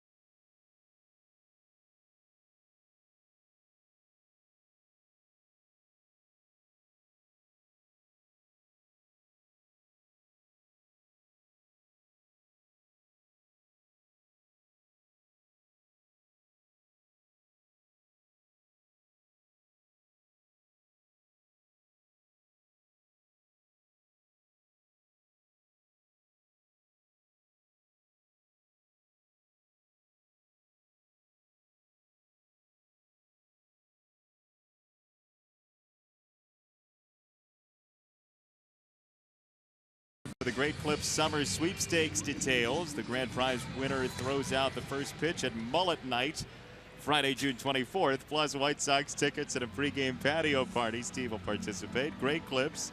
It's going to be great. Purchase your tickets today by visiting whitesox.com or calling 866-SOX-GAME.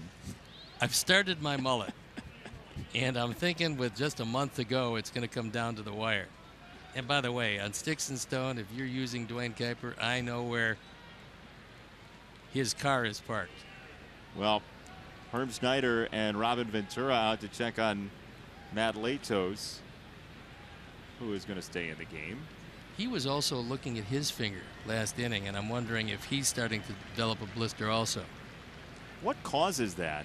Friction on the seams, and different pitchers. Some pitchers will get it with the curveball, some get it with the slider. Very few pitchers will get it with a fastball, but it depends. And it can be a blood blister under the middle finger, under the nail.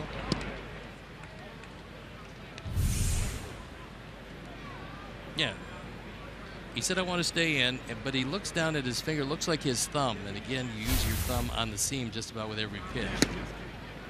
Ball to strike on Napoli, who's homered and walked so far today.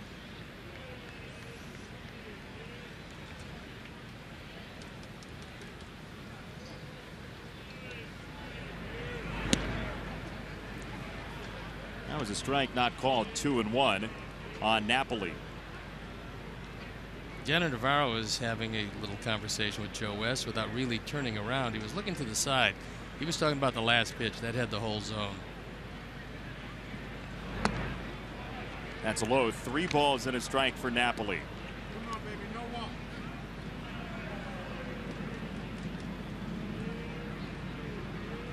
Bullpen up and going once again for the Sox, and it's going to be a short string on Latos. Strike 2.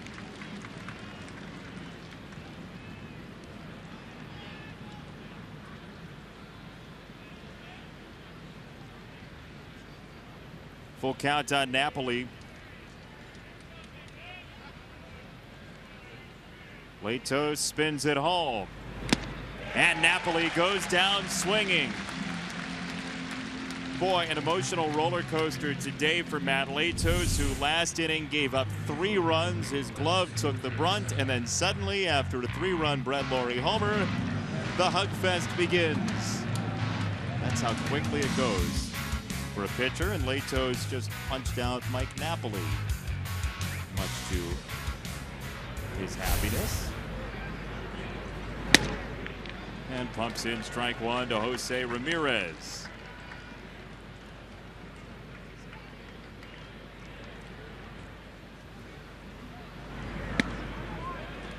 0-2. Confidence is a fleeting thing for a pitcher, isn't it? Well, sometimes it comes pitch to pitch, and it really depends on how you're feeling at any given time. But you start hanging a breaking ball, guy gets a good piece of it. You throw a changeup that's up, guy gets another good piece of it. Then you have to regain that confidence, get it back again, because the next guy's coming right up behind it. 0-2. Ramirez swings through it, his second strikeout in this game.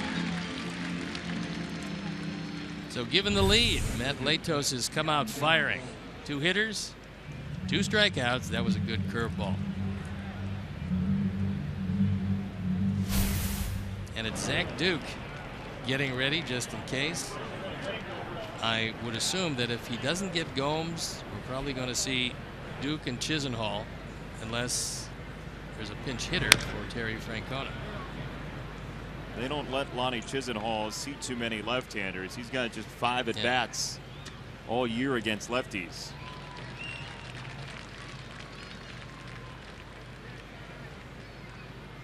So there's a very good chance, and I don't know if they're going to use him in this situation, but you got Rajay Davis over on the bench. He's one of their premier base runners. Strike after strike right now from Latos.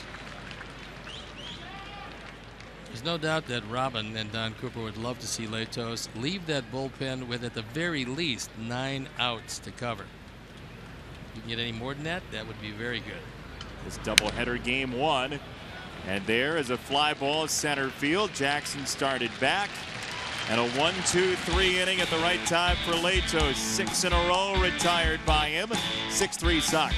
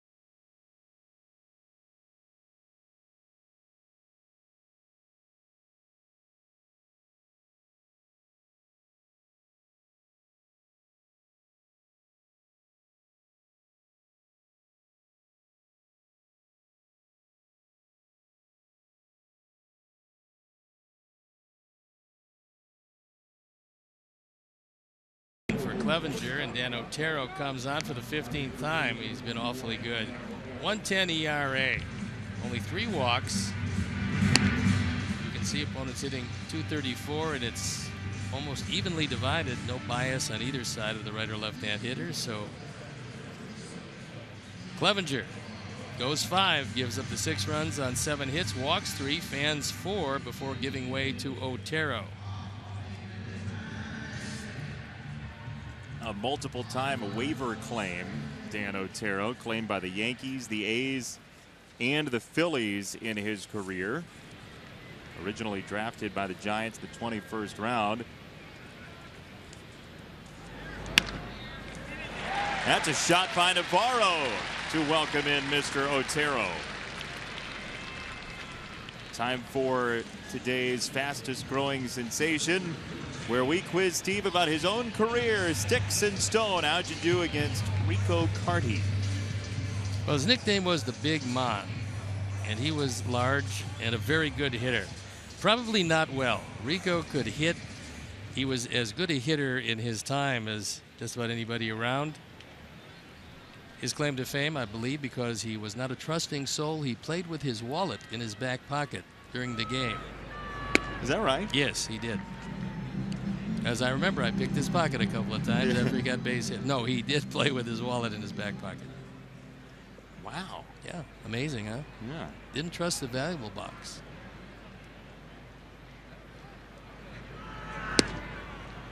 Down low, 2-0 on Austin Jackson, who's 2 for 2 with a run, a double, and an RBI single. Remember, some of these numbers probably didn't count because I faced him when he was in the other league. Still counts. Oh. On the ground and through. Austin Jackson strokes a single to left. Pretty good day for Austin. 3 for 3. The perfect day continues as he takes it by a diving Ramirez. That fastball was down, but it was in the middle of the plate. He drove it through the left side. We understand there are some technical difficulties. We are working on that problem. Sox leading 6-3, and Adam Eaton, the batter. He lays down a bunt, third base side. Ramirez got him. That was a great bunt by Adam Eaton. Serving a dual purpose. It could have easily been a base hit, but for the play of Ramirez. And Adam Eaton with his 4th sacrifice Just a great bunt. Runners move up 90 feet, and it forces the infield in at all 4 positions. I was talking to Adam before the game about his bunt the other day that ended up with him safe at first after the bobble by Moustakas. That was early in the series against Kansas City. He said that was his bunt. That wasn't called from the dugout. That was his choice to move the runners over. And so Robin gives him the leeway to do that. And sacrifice here puts Navarro at third, Jackson at second for Rollins, who's 1 for 3.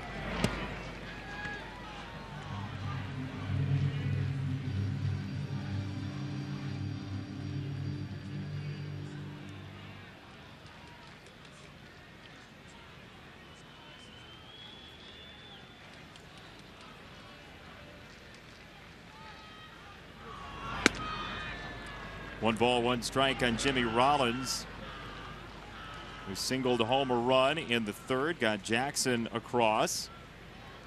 Chisenhall is a third baseman by trade, so he has a pretty good arm in right field. They're going to run on Bird, most likely run on Martinez. 1-2. So the first time up against Jimmy Rollins, Jason Kipnis is back on the grass. Good angle, makes a good play. Now the positioning made that play, but the next time he came up with a man at third base, Kipnis couldn't play back on the grass. Had he been able to, that wouldn't have been a hit. He's in here as Rollins takes in the dirt, not far enough for Navarro to advance. 2-2. So situations will dictate if you can shift or not. That time Gomes did a nice job. You see him, his initial thought was backhanded. Then he realized if he moved and turned the glove over and blocked it, he'd be able to keep it in front of him. 2-2. Check swing. Ball rings in and out of the glove of Gomes, and he completes the out. So 2 down for Frazier.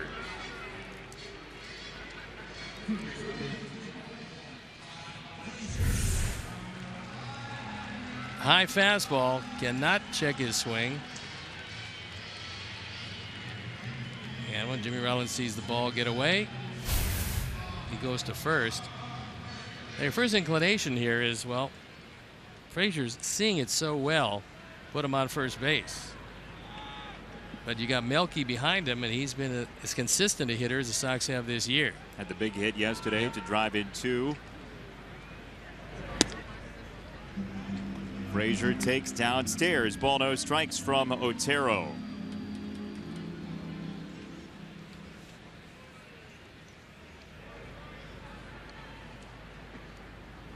Couple of runs out there that could change the bullpen stacking in game 1. And a late choice by Todd. 1-1.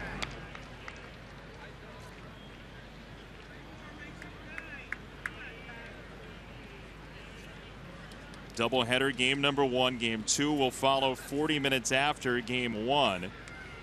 Cody Anderson, Eric Johnson, the pitching matchup for the nightcap. Fouled away by Frazier. 1-2. Well, the bullpen lineup yesterday was Albers, Duke, Jones, and Robertson, and that's normally a group that you associate with trying to hold a lead late. Now, if in fact this lead marches out there a few more, you're probably going to use different pensmen and keep them for the second game. On the ground at third, Ramirez behind the bag. Finishes the inning. 2 hits, no runs after 6. 6-3 Sox.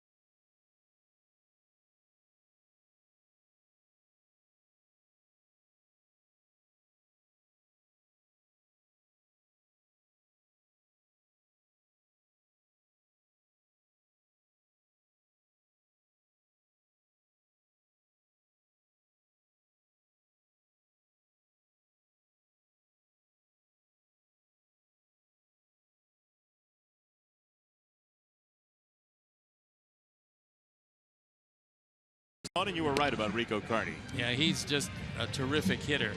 OPS of 938, 361 batting average. But again, a lot of those were when I was really young and impressionable and had no experience, and was with the Giants and he was with Atlanta.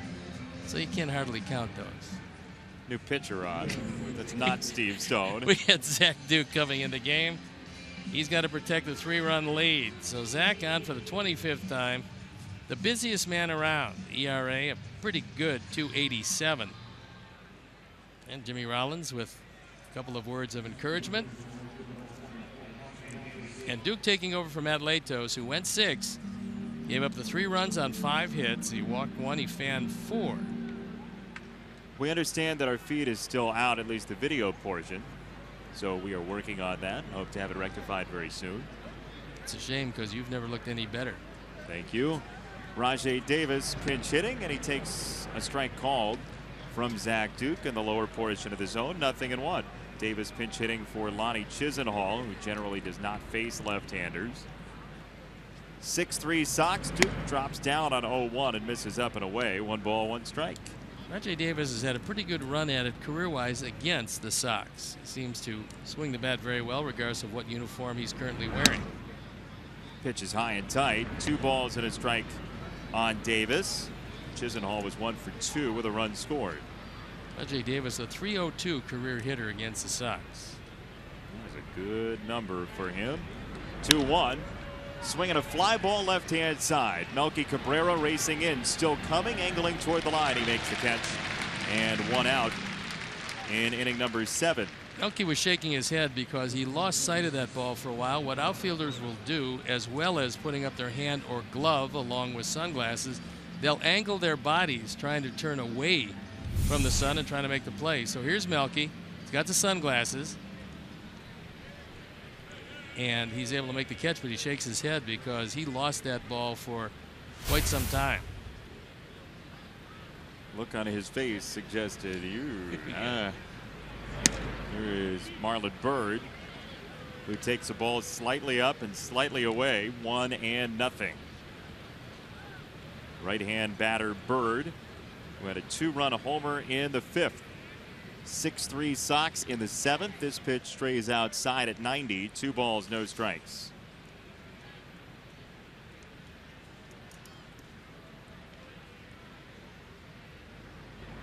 Outfield playing around to the right for Byrd on 2-0. The pitch cracked foul to the second deck right side. 2-1.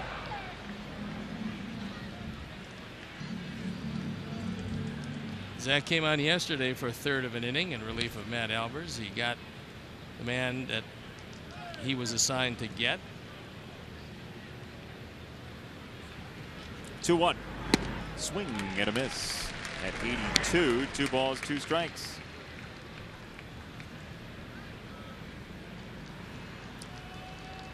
Thank you all for staying with us. Our feed is back, as you see, and we appreciate your patience or lack thereof, whichever you chose.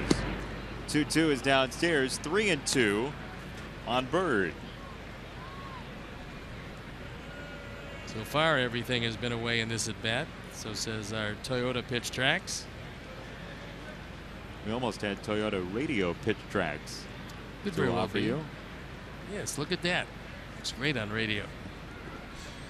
Still in development, the radio telestrator.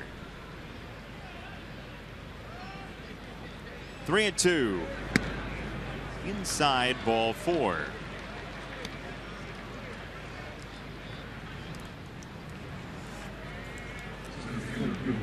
Second walk today for Cleveland to 4 strikeouts. And then Cooper on the phone, wanting to know if the bullpen is ready. It is Matt Albers. And Martinez, who is yet to be retired and is yet to have an at-bat from the right side, will turn around from the right side. And a ball low to Michael Martinez, who has been Ty Cobb today. Or Tris Speaker. Or Nap Lajoie from yesteryear of the Tribe. Well, Tris still has the all-time doubles record, right? I believe so. Could very well be. We'll get you a bromo seltzer and check on it. Please. 2-0 for Martinez. Bird at first. 6-3 Sox. And a ground ball to short. Rollins takes it himself, stops the bag. Double play. 6-3. Inning over. Stretch time. Sox by 3.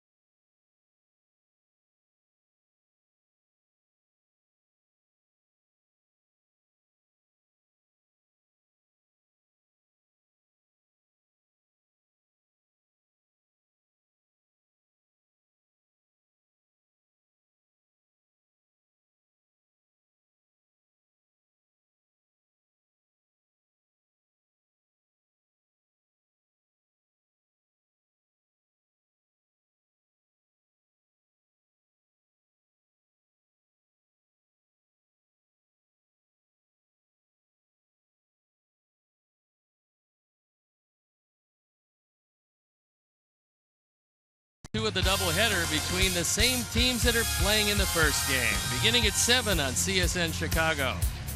That was an ad lib. I did. Thank you. Flexibility is my middle name. I don't know if you know that. Stephen F. Stone. Yes. You've gotten 30 years of mileage out of that bit.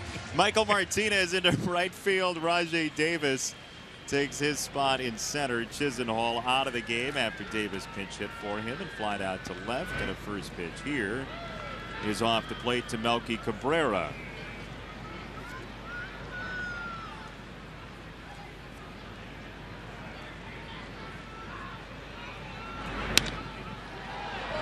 In the air, right center field, Davis and Martinez. Davis couldn't hang on. Melky's off to the races to second base.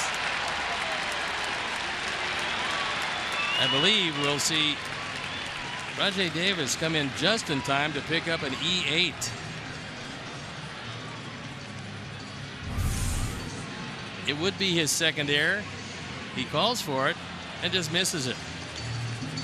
And Bob Rosenberg concurs with E8 as Melky pulls up ever so briefly. You never know what's going to happen. And Davis, his first play in the game, commits the error for one of the top fielding teams in the American League.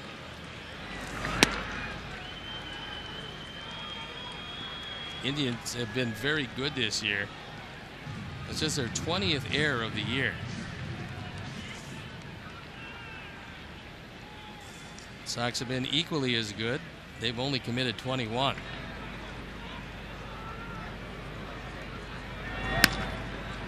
Got inside on Abreu again. Kipnis has the second straight error. Make that 2 in 1 inning. I got to believe that the reason why he missed this one is he was worried about the ball hitting the bag. He was in back of the bag when this ball went up the middle. And as he realized it, and watch it again, you see where Kipnis is set up. Now, he can't get it, but he realized that if he doesn't come and aggressively charge that ball, it's going to hit the second base bag. So he has to come quickly in front of he reaches in front. His feet were behind the bag. And that caused the error, and Kipnis charged E4. Runners at the corners. There should be 2 out. There's not.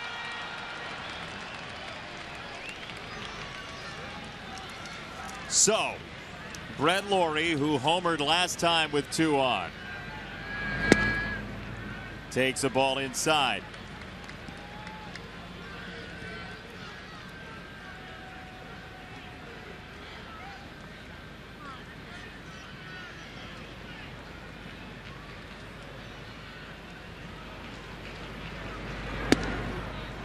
In again, 2-0.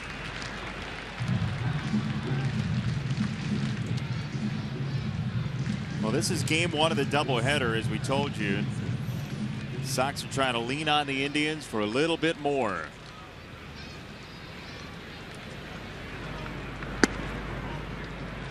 Inside again, 3-0.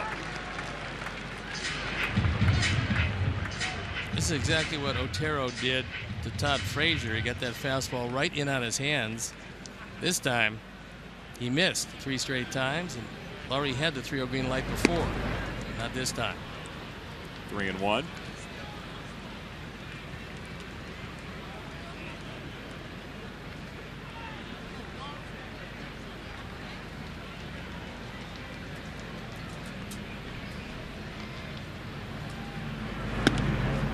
Check swing inside. Laurie walks.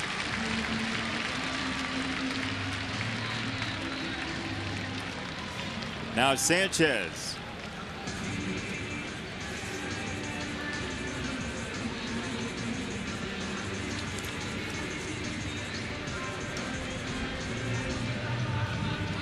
Try bullpen up and going, and it is Austin Adams.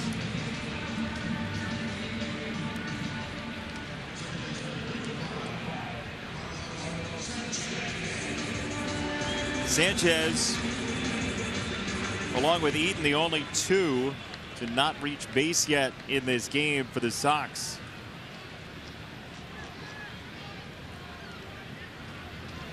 Infield in.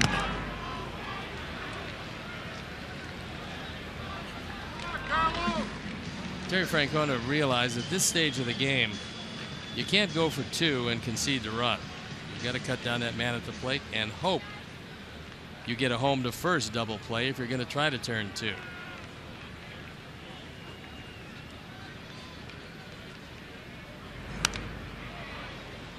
Two strikes on Sanchez, who struck out in his first 2 at bats, then popped up foul to third in the 5th inning.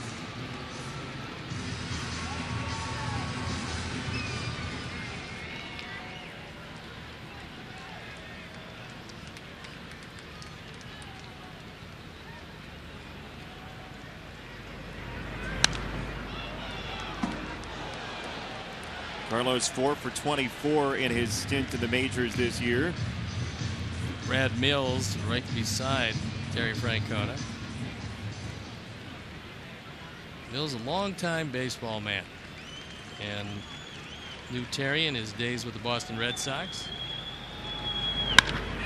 Sanchez to right field on a line. Martinez is there. Melky tags from third. He is out at home plate.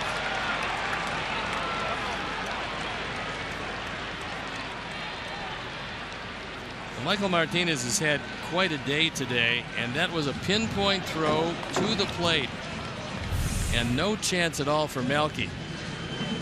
This is a slider down the middle, and Martinez, with all the best of it, catches it on the right side, which is one of the keys to that. Airmails it right to Gomes, and the throw is waiting for Melky to arrive. He catches it and doesn't have to go across his body with his glove hand. And that enabled him to get rid of the ball more quickly, and the throw was right on the button. Well, that is a really funny way to get to 2 outs.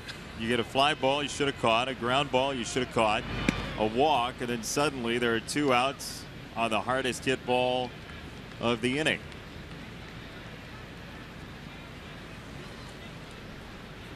Now Laurie at first, Abreu at second.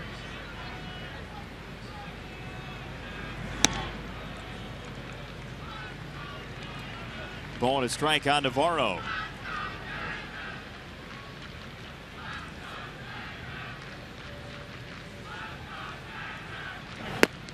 Sox leading on the strength of a Brett Laurie 3-run home run. And now Otero a strike away from wriggling off the hook. Pen up and going. It's Matt Albers, Nate Jones.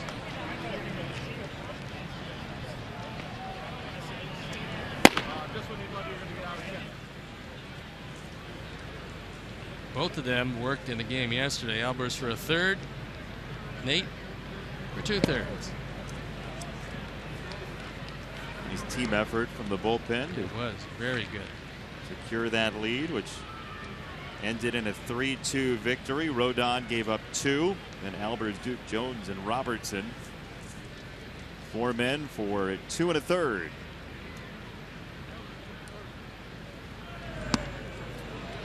Navarro forced out of the batter's box. 3-2.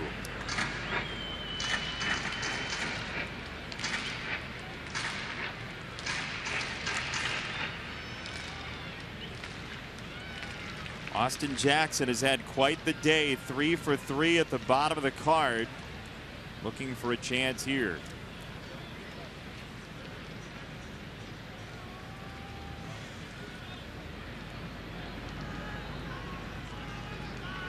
Three-two. Ball 4. Bases loaded. 2 down for Jackson.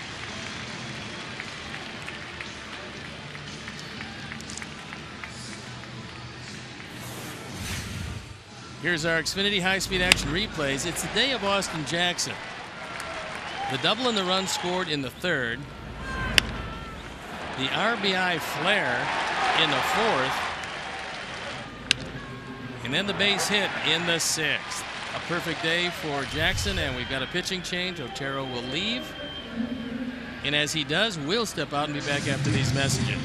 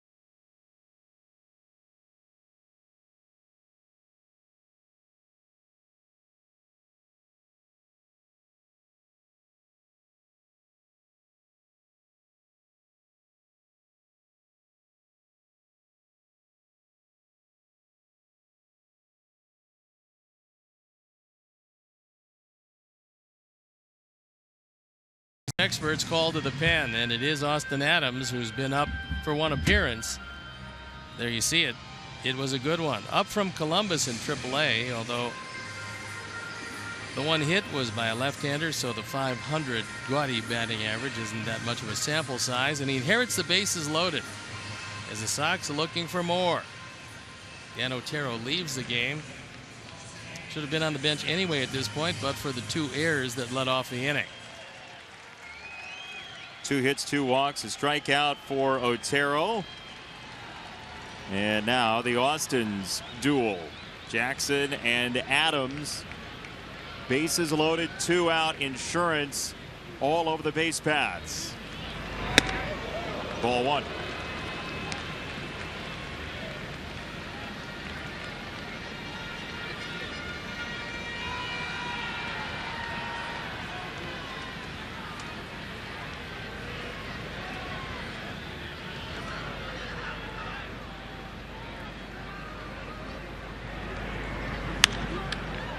Foul right side, 1-1 for Austin Jackson. Don't forget, game 2 of the doubleheader coming 40 minutes after this one, with Eric Johnson and Cody Anderson scheduled. Sox up 2.5 on Cleveland in the division. Kansas City playing Minnesota later today.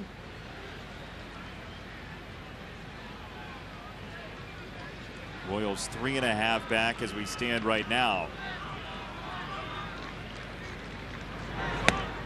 High and tight, 2 balls, 1 strike.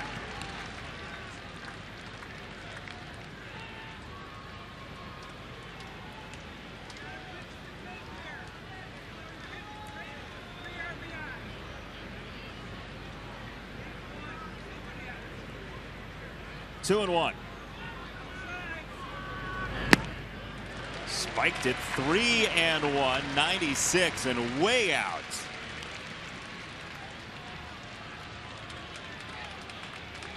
Got to throw him a strike here. And if not, it will change the complexion of who comes into this.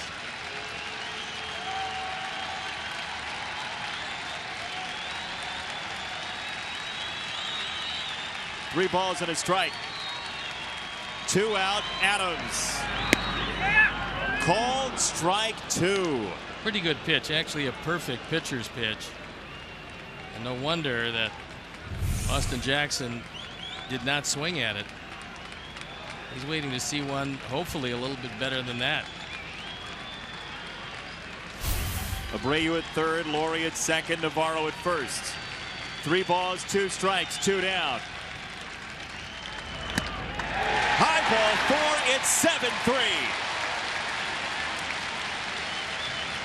Second run batted in, 16th, and a huge add-on insurance run, and lo and behold, it is the 7th inning.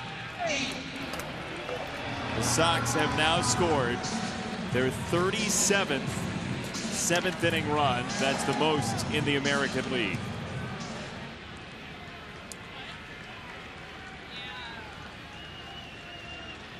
Could not have done it without a little assistance from a normally very good defense. 2 errors to lead off the inning. Now Eaton on a ground ball to second. 3rd time he's gone there. And that'll do it, but the Sox get 1 more. It's a 4-run game. They've scored in all but 2 turns to the plate today in the series opener.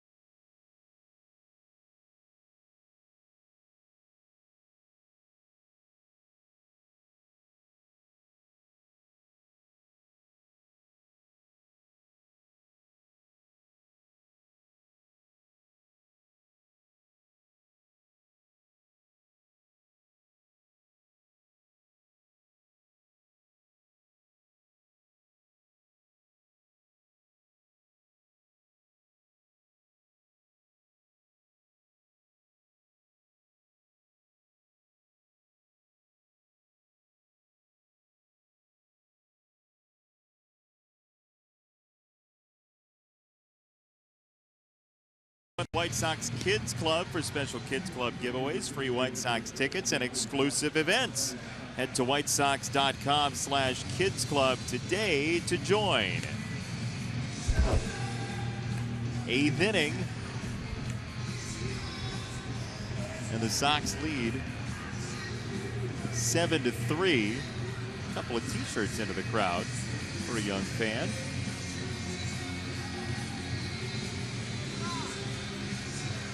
Because this is a doubleheader game too, we'll have the Steve Stone toss into the crowd. Do the t-shirt toss every once in a while, but doubleheader, the Steve Stone toss, and we'll get you all set up for that.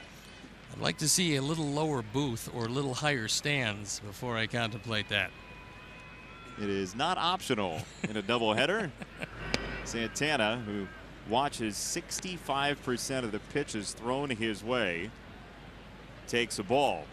He'll turn around to hit from the right side for the first time, where he is just 154 this year. Many of the switch hitters who are actually natural right-hand hitters will hit better from the left side because they see many more right-handed pitchers than left. It's outside 3-0.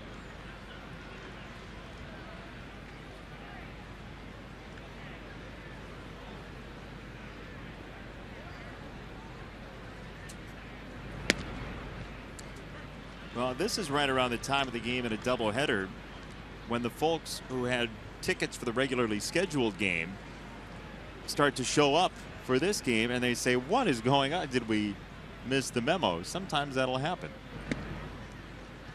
That's This a strike, situation, 3-2. you know, a decent crowd for the first game, but that was the makeup game. So folks who had tickets for this one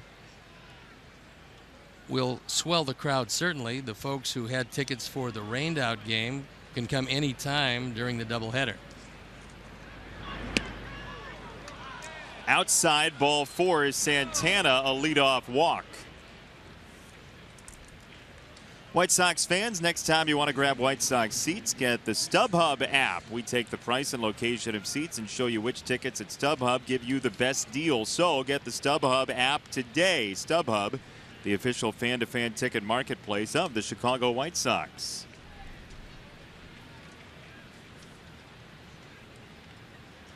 Robin was hoping for a different result for the Indians' first hitter of this inning. Now the left-hander Kipnis.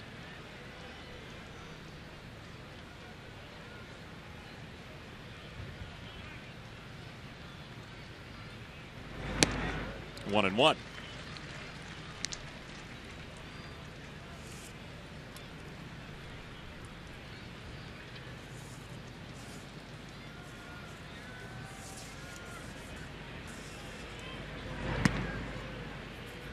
This is basically the opposite of what the Royals did the last series. Kansas City came in here swinging the bat, first pitch hunting, and the Indians top 5 in the league in Major League Baseball and seeing pitches. Kipnis certainly is patient right here. He's worked to count to 3-1, so Zach Duke with a very real possibility of walking the first 2 men. Not anything you would like to do, even with a 4-run lead late. Kipnis gets it foul, 3-2. Well, there's also the consideration of your bullpen going into a second game of the doubleheader as well. Eric Johnson starting. First time in a while he's been up from AAA. Second base and past Sanchez into right center field. Santana going for third. Kipnis is head first into second. And that a hustle double. So Jason Kipnis turns on the Jets. His 8th double of the year, and that's going to be it for Zach Duke. So Robin comes strolling out. He's already made the motion to the pen. So Zach Duke will depart. We'll step out and be back after these messages.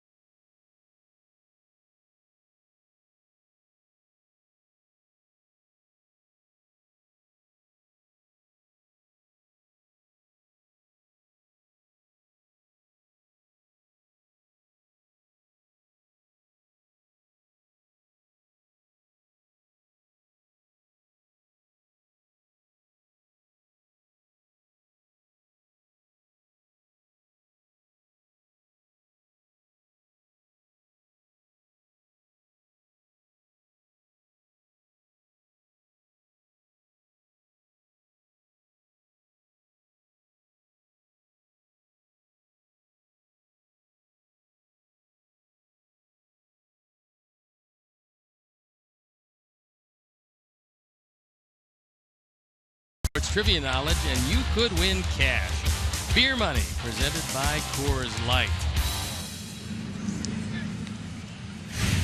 Time now for our Midas Tire and Auto Service experts call to the pen. And it is Matt Albers.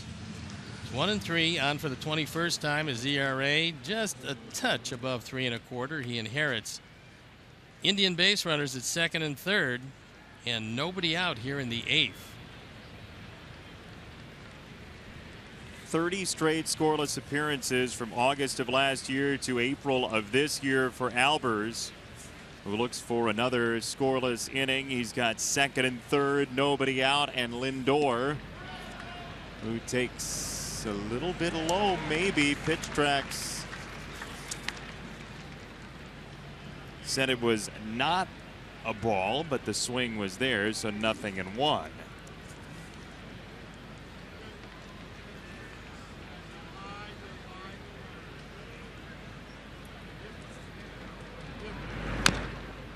Nothing in 2. Well, if you're not going to get it one way, you get it the other way off the swing. The appeal to Toby Bassner, and he said, absolutely, indeed, without a doubt, he swung.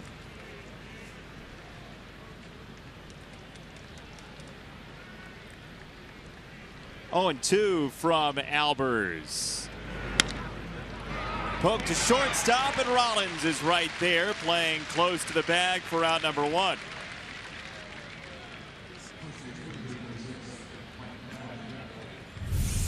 Line drive, good positioning. You see where Rollins is positioned, and the line drive goes right to him. Heads up base running on the part of both Santana and Kipnis, as they stayed right there and no double play. So now Napoli, with Ramirez coming up next. First base is open. However, you don't want the tying run to come up. Ground ball to third. They will concede the run. Frazier to first. Santana home, 7-4. 2 down. Second run batted in by Napoli. He's got 28 this year. He homered in the second, and now a chopper to third with his second run batted in.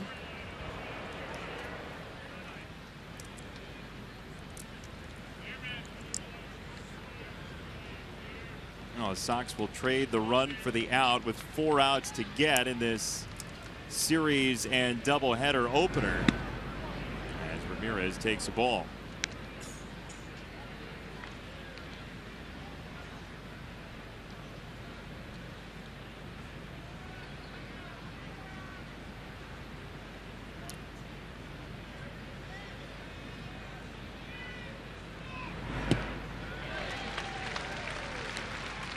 Good off speed pitch. That one dropping onto the zone had Ramirez well out in front of it. He had a force out sandwiched in between 2 swinging strikeouts today.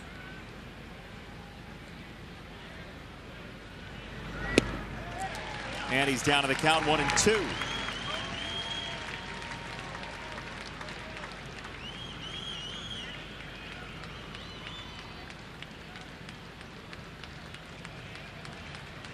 So second and third, nobody out. Albers trying to minimize the damage.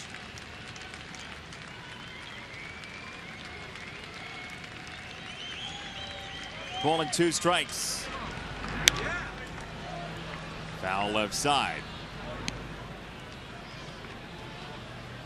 Ramirez came in swinging the bat very well, but not so today. He came in knocking at the door of 300. Hasn't had the ball out of the infield as you look at Jason Kipnis, who has his family and a whole lot of friends at the ballpark. 2-2 on Ramirez. Kipnis from Northbrook, which is just up the road. He hit 303 last year, a big bounce back year after hitting 240 a couple of years ago.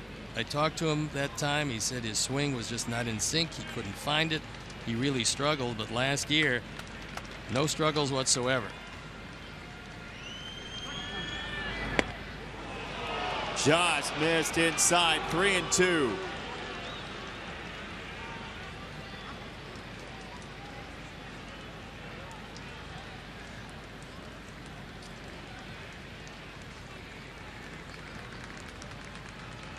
Payoff pitch. They'll do it again.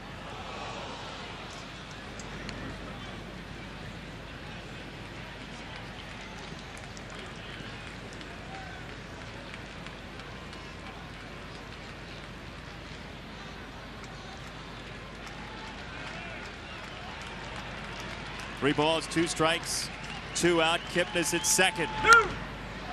Foul again. That was a laser from Ramirez. That ball was just off the plate, but too close to take, and Ramirez did not want to leave it in the hands of Joe West, so he went after it. You see where the 8 appears in his battling at bat, and he fouls it off to the left.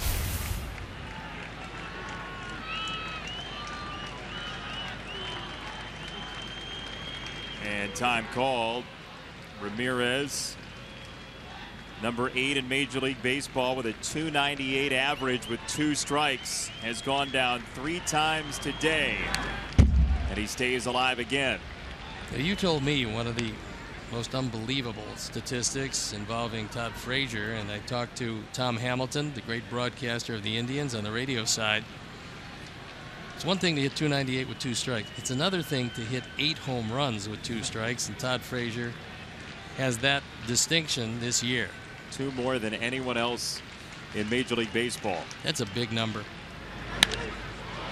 Right field, Eaton back, still going, warning track and wall, and it is gone. Jose Ramirez makes it a 7-6 ball game. His second home run of the year. He's now driven in 17. And just like that, the Indians have battled their way back into this. Our 4th home run replay. It's a fastball right down the middle. And Ramirez, for the first time today, puts a charge into it. Adam Eaton runs out of room. And what had been a fairly comfortable lead turns into yet another nail biter. Well, this is game number 18,000 for both of the franchises coming up. Indians playing game number 18,000 here. The Sox will play their 18,000th in game number 2, and it's starting to become more memorable than we expected here in game 1. Robin out of the dugout. There's looking Nate Jones, and Robin has called. So he's going to come into this with a 1-run lead, and as he steps in, we'll step out. Be back after these messages.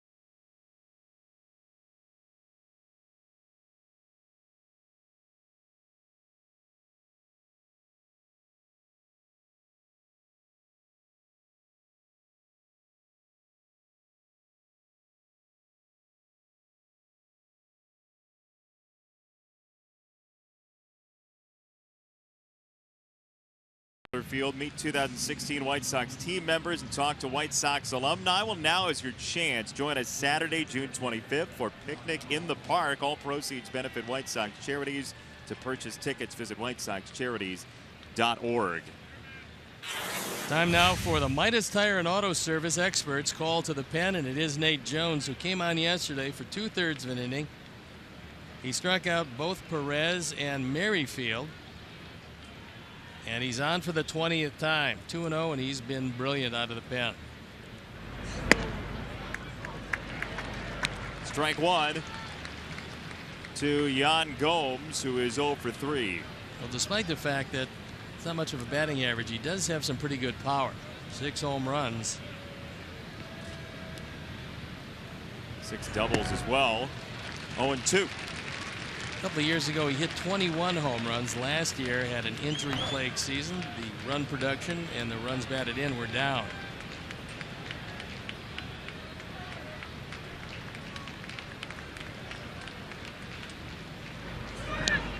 Way outside, 1-2. David Robertson loosening up. He picked up the save in yesterday's game.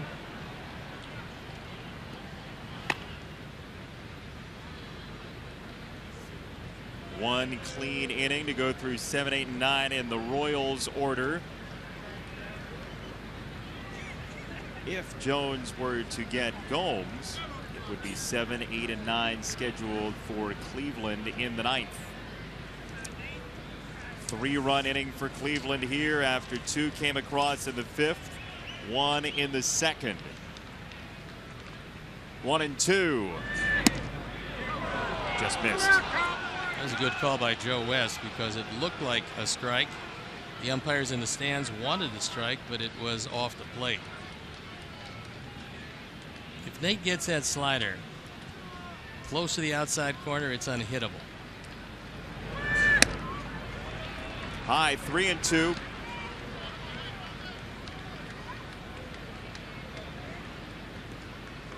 Rajay Davis in the on-deck circle.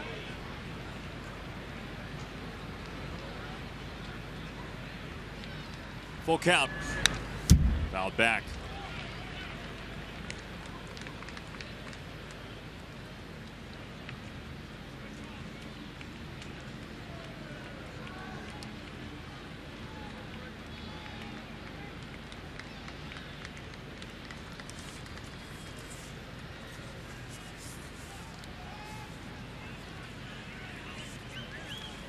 Three and two. He caught him swinging. Nate Jones secures the lead. Indians get 3, but not 4. It's 7-6 to bottom 8.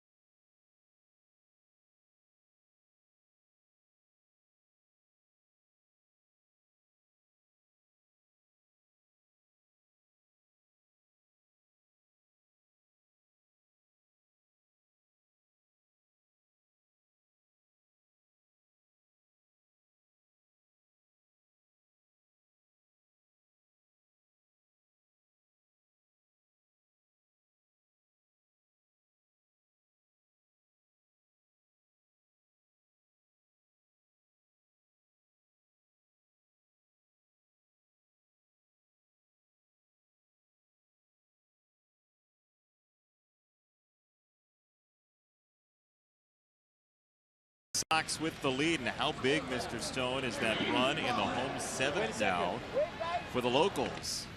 As they say, it looms large. They do oft say that. And I sure hope you brought your slicker for the second game, because it's going to be a little chilly up here. I have long sleeves. Good. Ready to go. You're wearing your Don Ho Hawaiian shirt. But I have something in the bag. It says 84, but it's not 84. It's 84 somewhere, just not here. 84 Kelvin. 2-1 on Rollins.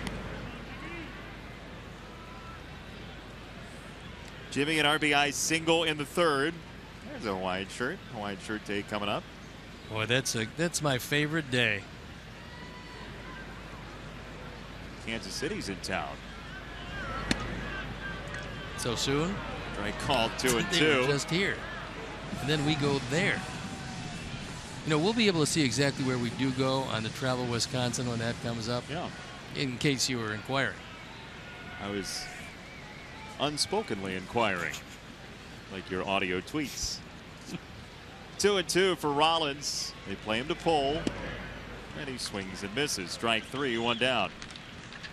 Oh, here it comes. Time now for our White Sox upcoming schedule, brought to you by Travel Wisconsin. Plan your fun today at travelwisconsin.com, and there it is. The remainder of the series with the Tribe, including the second game of today's doubleheader. And then it's on to Kansas City for the start of a very long road trip, which will see us go to New York and Detroit, our Travel Wisconsin upcoming schedule. 0-1 on Frazier, who scored twice. He's homered, he's walked, and he's singled. Adams throws a very tight little slider, and Frazier is hoping that he gets it up in some spot that's hittable. And those weren't the two spots. 0-2. Cleveland in the away ninth will have Davis, Bird, and Martinez scheduled.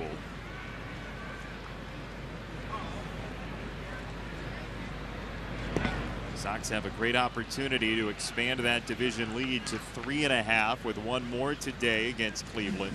It'll be up to David Robertson, who continues to throw, so he's ready to go. Would like another run for the comfort factor, but perfectly willing to nail it down with the one-run lead. 1-2. That's up. 2-2.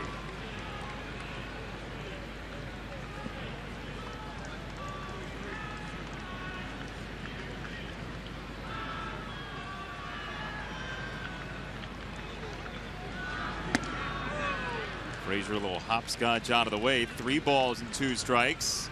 Sox have walked 6 times already in this game 1. Including 3 times last inning. And along with the 2 errors and no hits, a big run scored. Tipped foul. That was a good hard slider. You have the confidence to throw at 3-2. Put it in a good spot. Todd did a nice job of staying alive.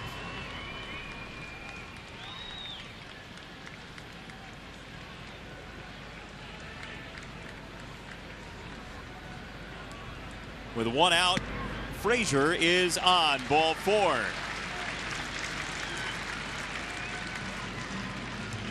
MLB.TV Premium, the #1 live streaming sports service, delivers everything you have come to expect and more. Watch every out-of-market game live in HD on over 400 supported devices. It includes a free subscription to At-Bat Premium, the #1 app for live baseball. Blackout and other restrictions apply. Visit MLB.TV for details. Got to keep warm in the crowd as the sun goes down. Now Melky, who's been on twice. Well, nice pickoff throw to first, but it probably would be better if Todd Frazier actually had a lead. He told us early in the year that happens to him 3-4 times a season, and we've seen it already at least 3 times.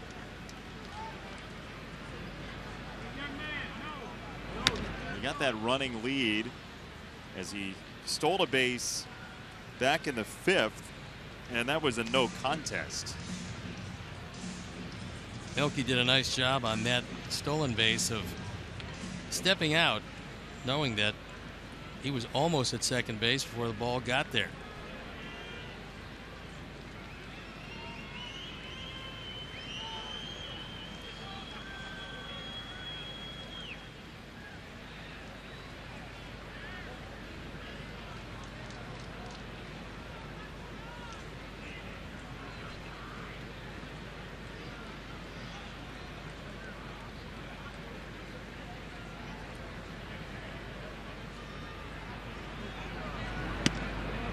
Melky flinches to take strike 2.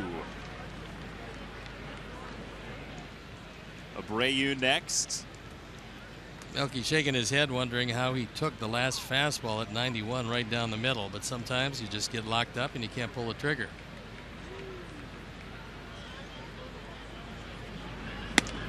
Outside, 1 ball, 2 strikes. That is a pitcher's best friend, isn't it?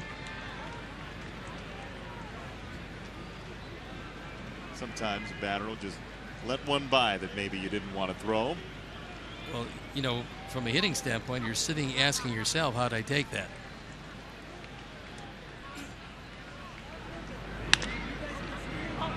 Foul at first.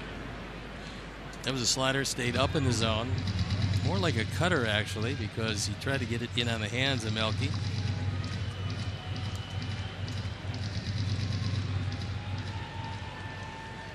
It appears that the comfort pitch for Adams is his slider. So if you can guess and you believe it's forthcoming, good pitch to run.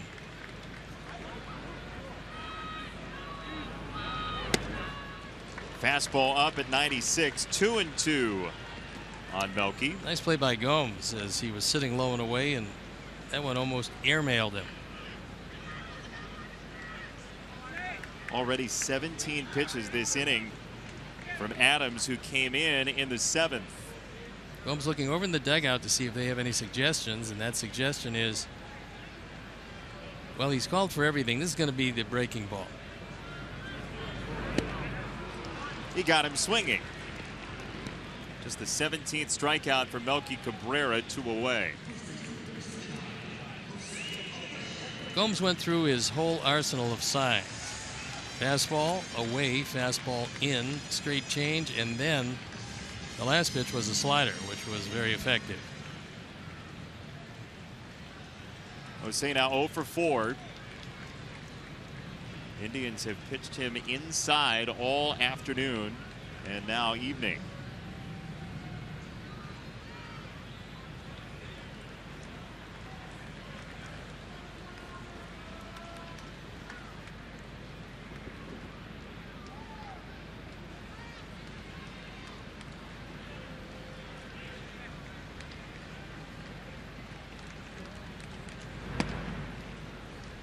There's the inside corner, 0-1.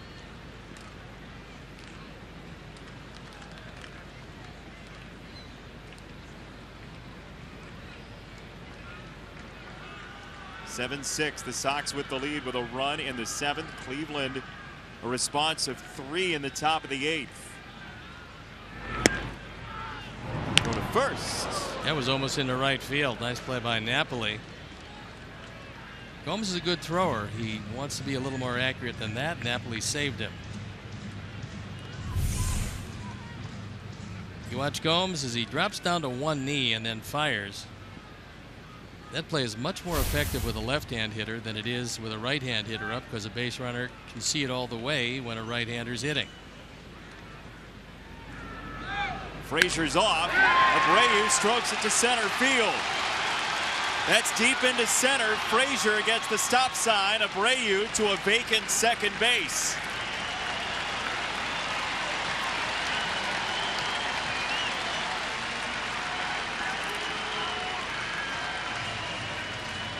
Thought maybe Frazier, with the depth of that ball on the bounce, might test it, and he did not. You see, he's off again. He'd have stolen that base, but here comes Frazier. And a good sign, because Jose has hit 2 balls right on the screws. The first time up, a line out to left. That time up, a double to left center. That's going to bring Mickey Callaway out from the dugout as Todd Frazier looking to see when he's held up by Joe McEwing. And as soon as he saw the stop sign, he broke it down, leaving runners at second and third. And pretty much what he's telling them, if they don't pitch to Lowry, then obviously it's easy. His first base is open. If they do, he's telling him you got Sanchez in the on-deck circle, and Lowry already with a couple of hits and a 3-run homer. And they are, it looks like, going to intentionally walk. They will intentionally walk Lowry. So the question is, will Sanchez hit for himself in this spot? This is the 15th intentional walk issued by the Indians. They are top 5 in baseball, so Francona likes to use that open base if he can. And they will be loaded as long as this doesn't go haywire.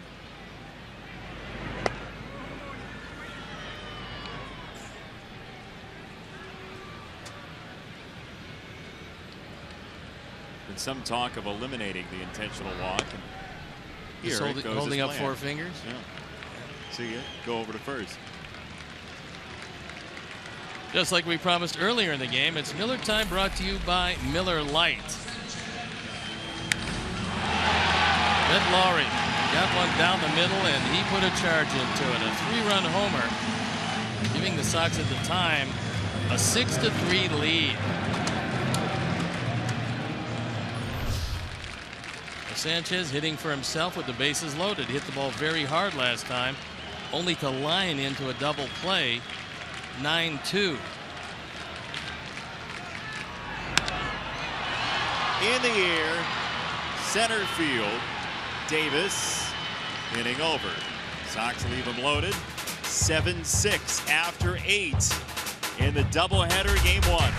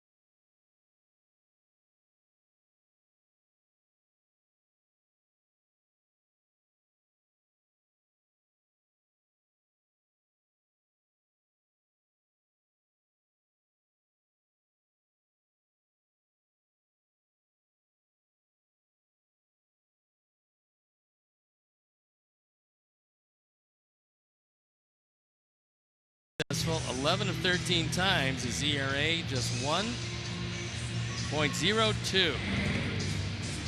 He's going to go through the bottom part of the order, but it's led off with Rajay Davis, who is their most prolific base stealer. So to protect this one, you've got to retire Davis as that young man, and his mom, enjoying the game, would enjoy it a lot more without 25, 6, and 7 in the book.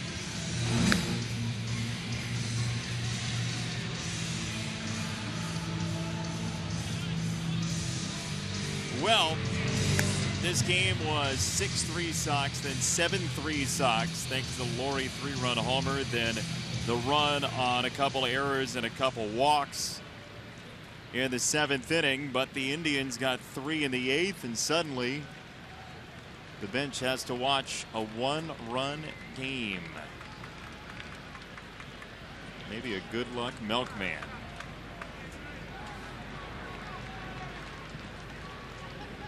Hopefully, if he factors into this 9th inning, it's running in and not running back. Robertson to Davis, ball 1. Rajay Davis 3 for 11 with a couple of walks against Robertson career. Checked it up, 2-0. Davis 10 out of 13 in stolen bases, the last man you'd like to put on via the base on balls.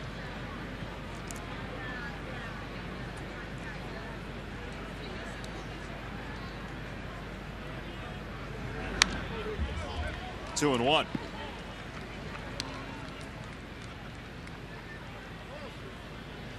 Now David Robertson, first converted save yesterday in 2 weeks. On a late inning heroics on the road and some close losses at home. It's a one hopper, 3-1. Robertson had Herb Schneider and Robin Ventura come out to check on him yesterday, and Robertson was just a little bit dizzy, he said after the game, so no arm issue. Robin said, look, if you're dizzy next time, don't shake out your forearm, that scares us. 3-1. And that is ball 4. Davis on with a leadoff walk.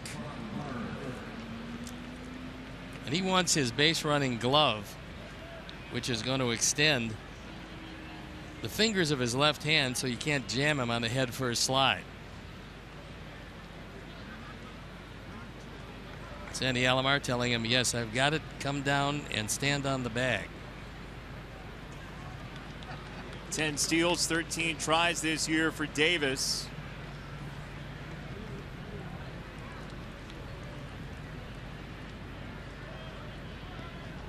Entering the season, he was 7th active in Major League Baseball in steals.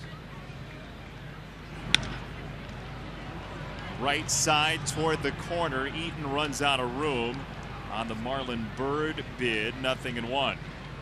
Byrd is yet to ground into a double play this year because he hits most everything in the air. David Robertson with both a good curveball and a fastball that looks like a cutter. If he induces the ground ball, he's going to turn the first double play of the year off the bat of Byrd. 38-year-old outfielder Marlon Byrd. No look at Davis and a foul ball. 0-2. Davis with a good secondary lead, perhaps testing out the lead he can get against David Robertson. The longer he stays at first, the more opportunities you have to turn to and take away their best base stealer.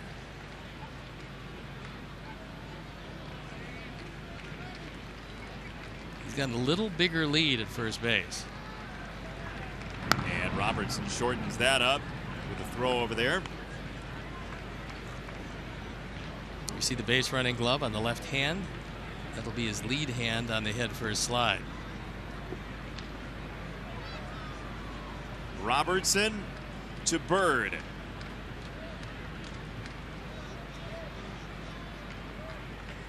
Oh, 2. Davis held after bluffing like he was going to go, and it's 1-2. It's a pivot game in the Central. Sox up 2.5. They could go up to 3.5. Cleveland could draw within 1.5 in this doubleheader opener. 1-2.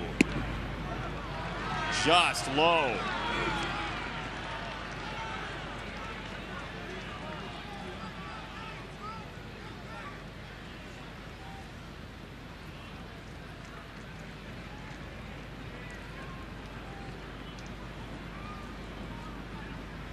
Two balls, 2 strikes.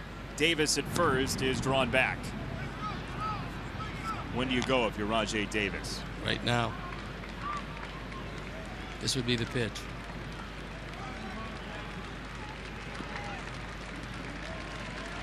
Getting a very good lead. There he goes. Swing and a miss. Throw to second is not in time.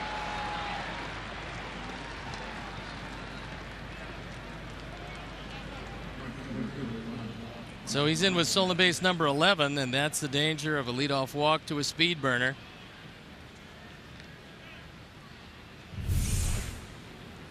You guessed that this is going to be a wipeout pitch, and it was. It was a good curveball, tough ball to handle for Deanna Navarro because it's in the dirt. And Davis in easily at second base. Not much you can do if you're Deanna Navarro because it's a wipeout curveball. That's what you're guessing at 2-2. You got to get the out, and you're guessing that you're going to get that wipeout curve. Well, it's an interesting spot. You have to worry about the runner, but you also have to get the batter out. So you have to call what you want to use on the batter. That's true, and that's why a great pitch to run. Ball 1 to Michael Martinez, who is 2 for 3 with a couple of doubles to the right field side. Well, Rollins looked like he had the good inside position at second base if they want to try a pick off of Davis.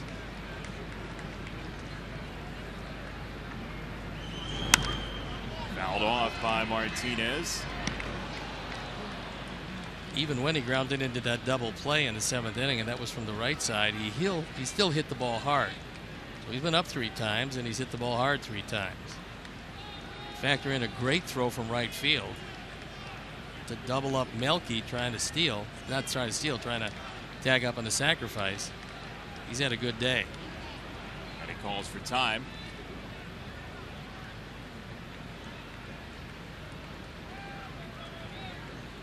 Carlos Santana next.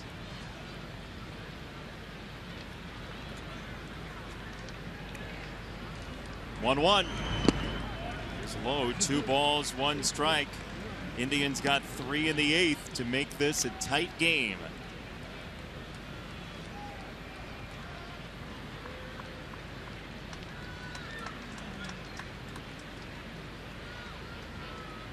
First foray into the American League for Martinez. 3 years with Philly, 1 with Pittsburgh, and now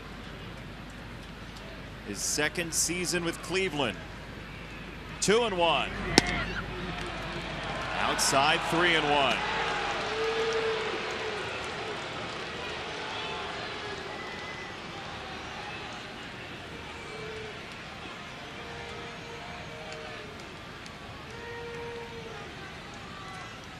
Three balls and a strike. Davis at second. There's strike 2. What do you throw here, 3-2? Same pitch he threw before. Try to get him to roll over on a fastball away.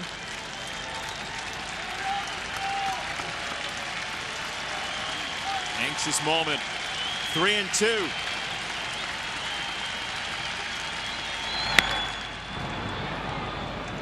Boy, he has hit a couple of tough pitches today. Fouls that one off. Navarro wants it away. It's supposed to be a fastball away, and it went low and in. Martinez got a good piece of it, but yanked it foul.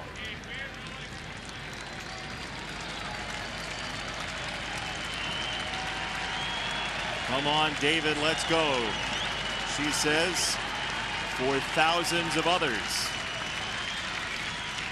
3-2. Swing and a miss, strike 3. Davis holds, Navarro to first, and Davis back.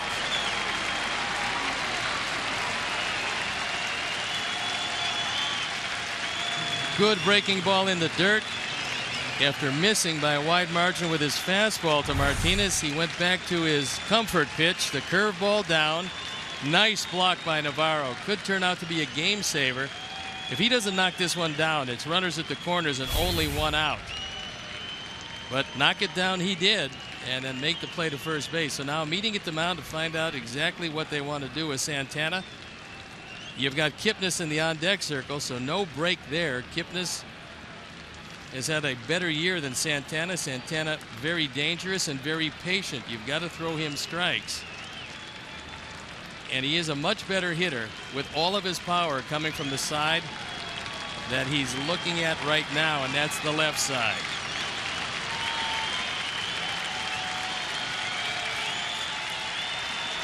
More than 100 points better against right-handers like Robertson.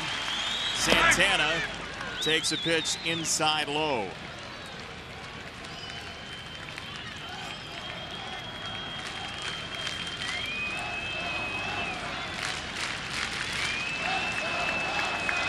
Davis at second with a leadoff walk, then a steal. 2 out. And a pivot to second base. We've got a game after this. This one plenty tense getting into the nightcap. Robertson to Santana. 2-0.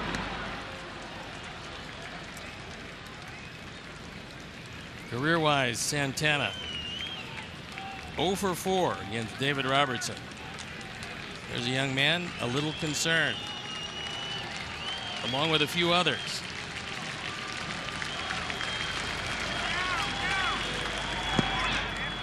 Three balls, no strikes.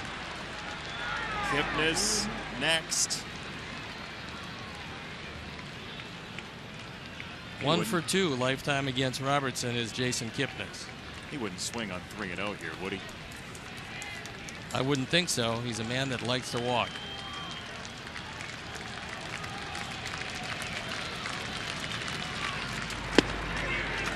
Strike one. He also represents a go-ahead run, so he took one. That was right on the inside corner.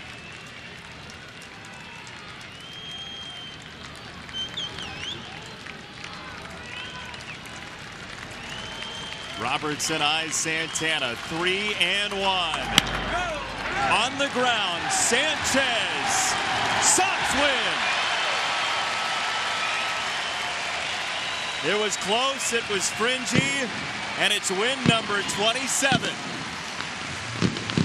Good job by David Robertson. Got himself in trouble by walking Davis to lead off the ninth, but a couple of strikeouts of Bird and Martinez set the stage for the ground ball that ended it off the bat of Carlos Santana.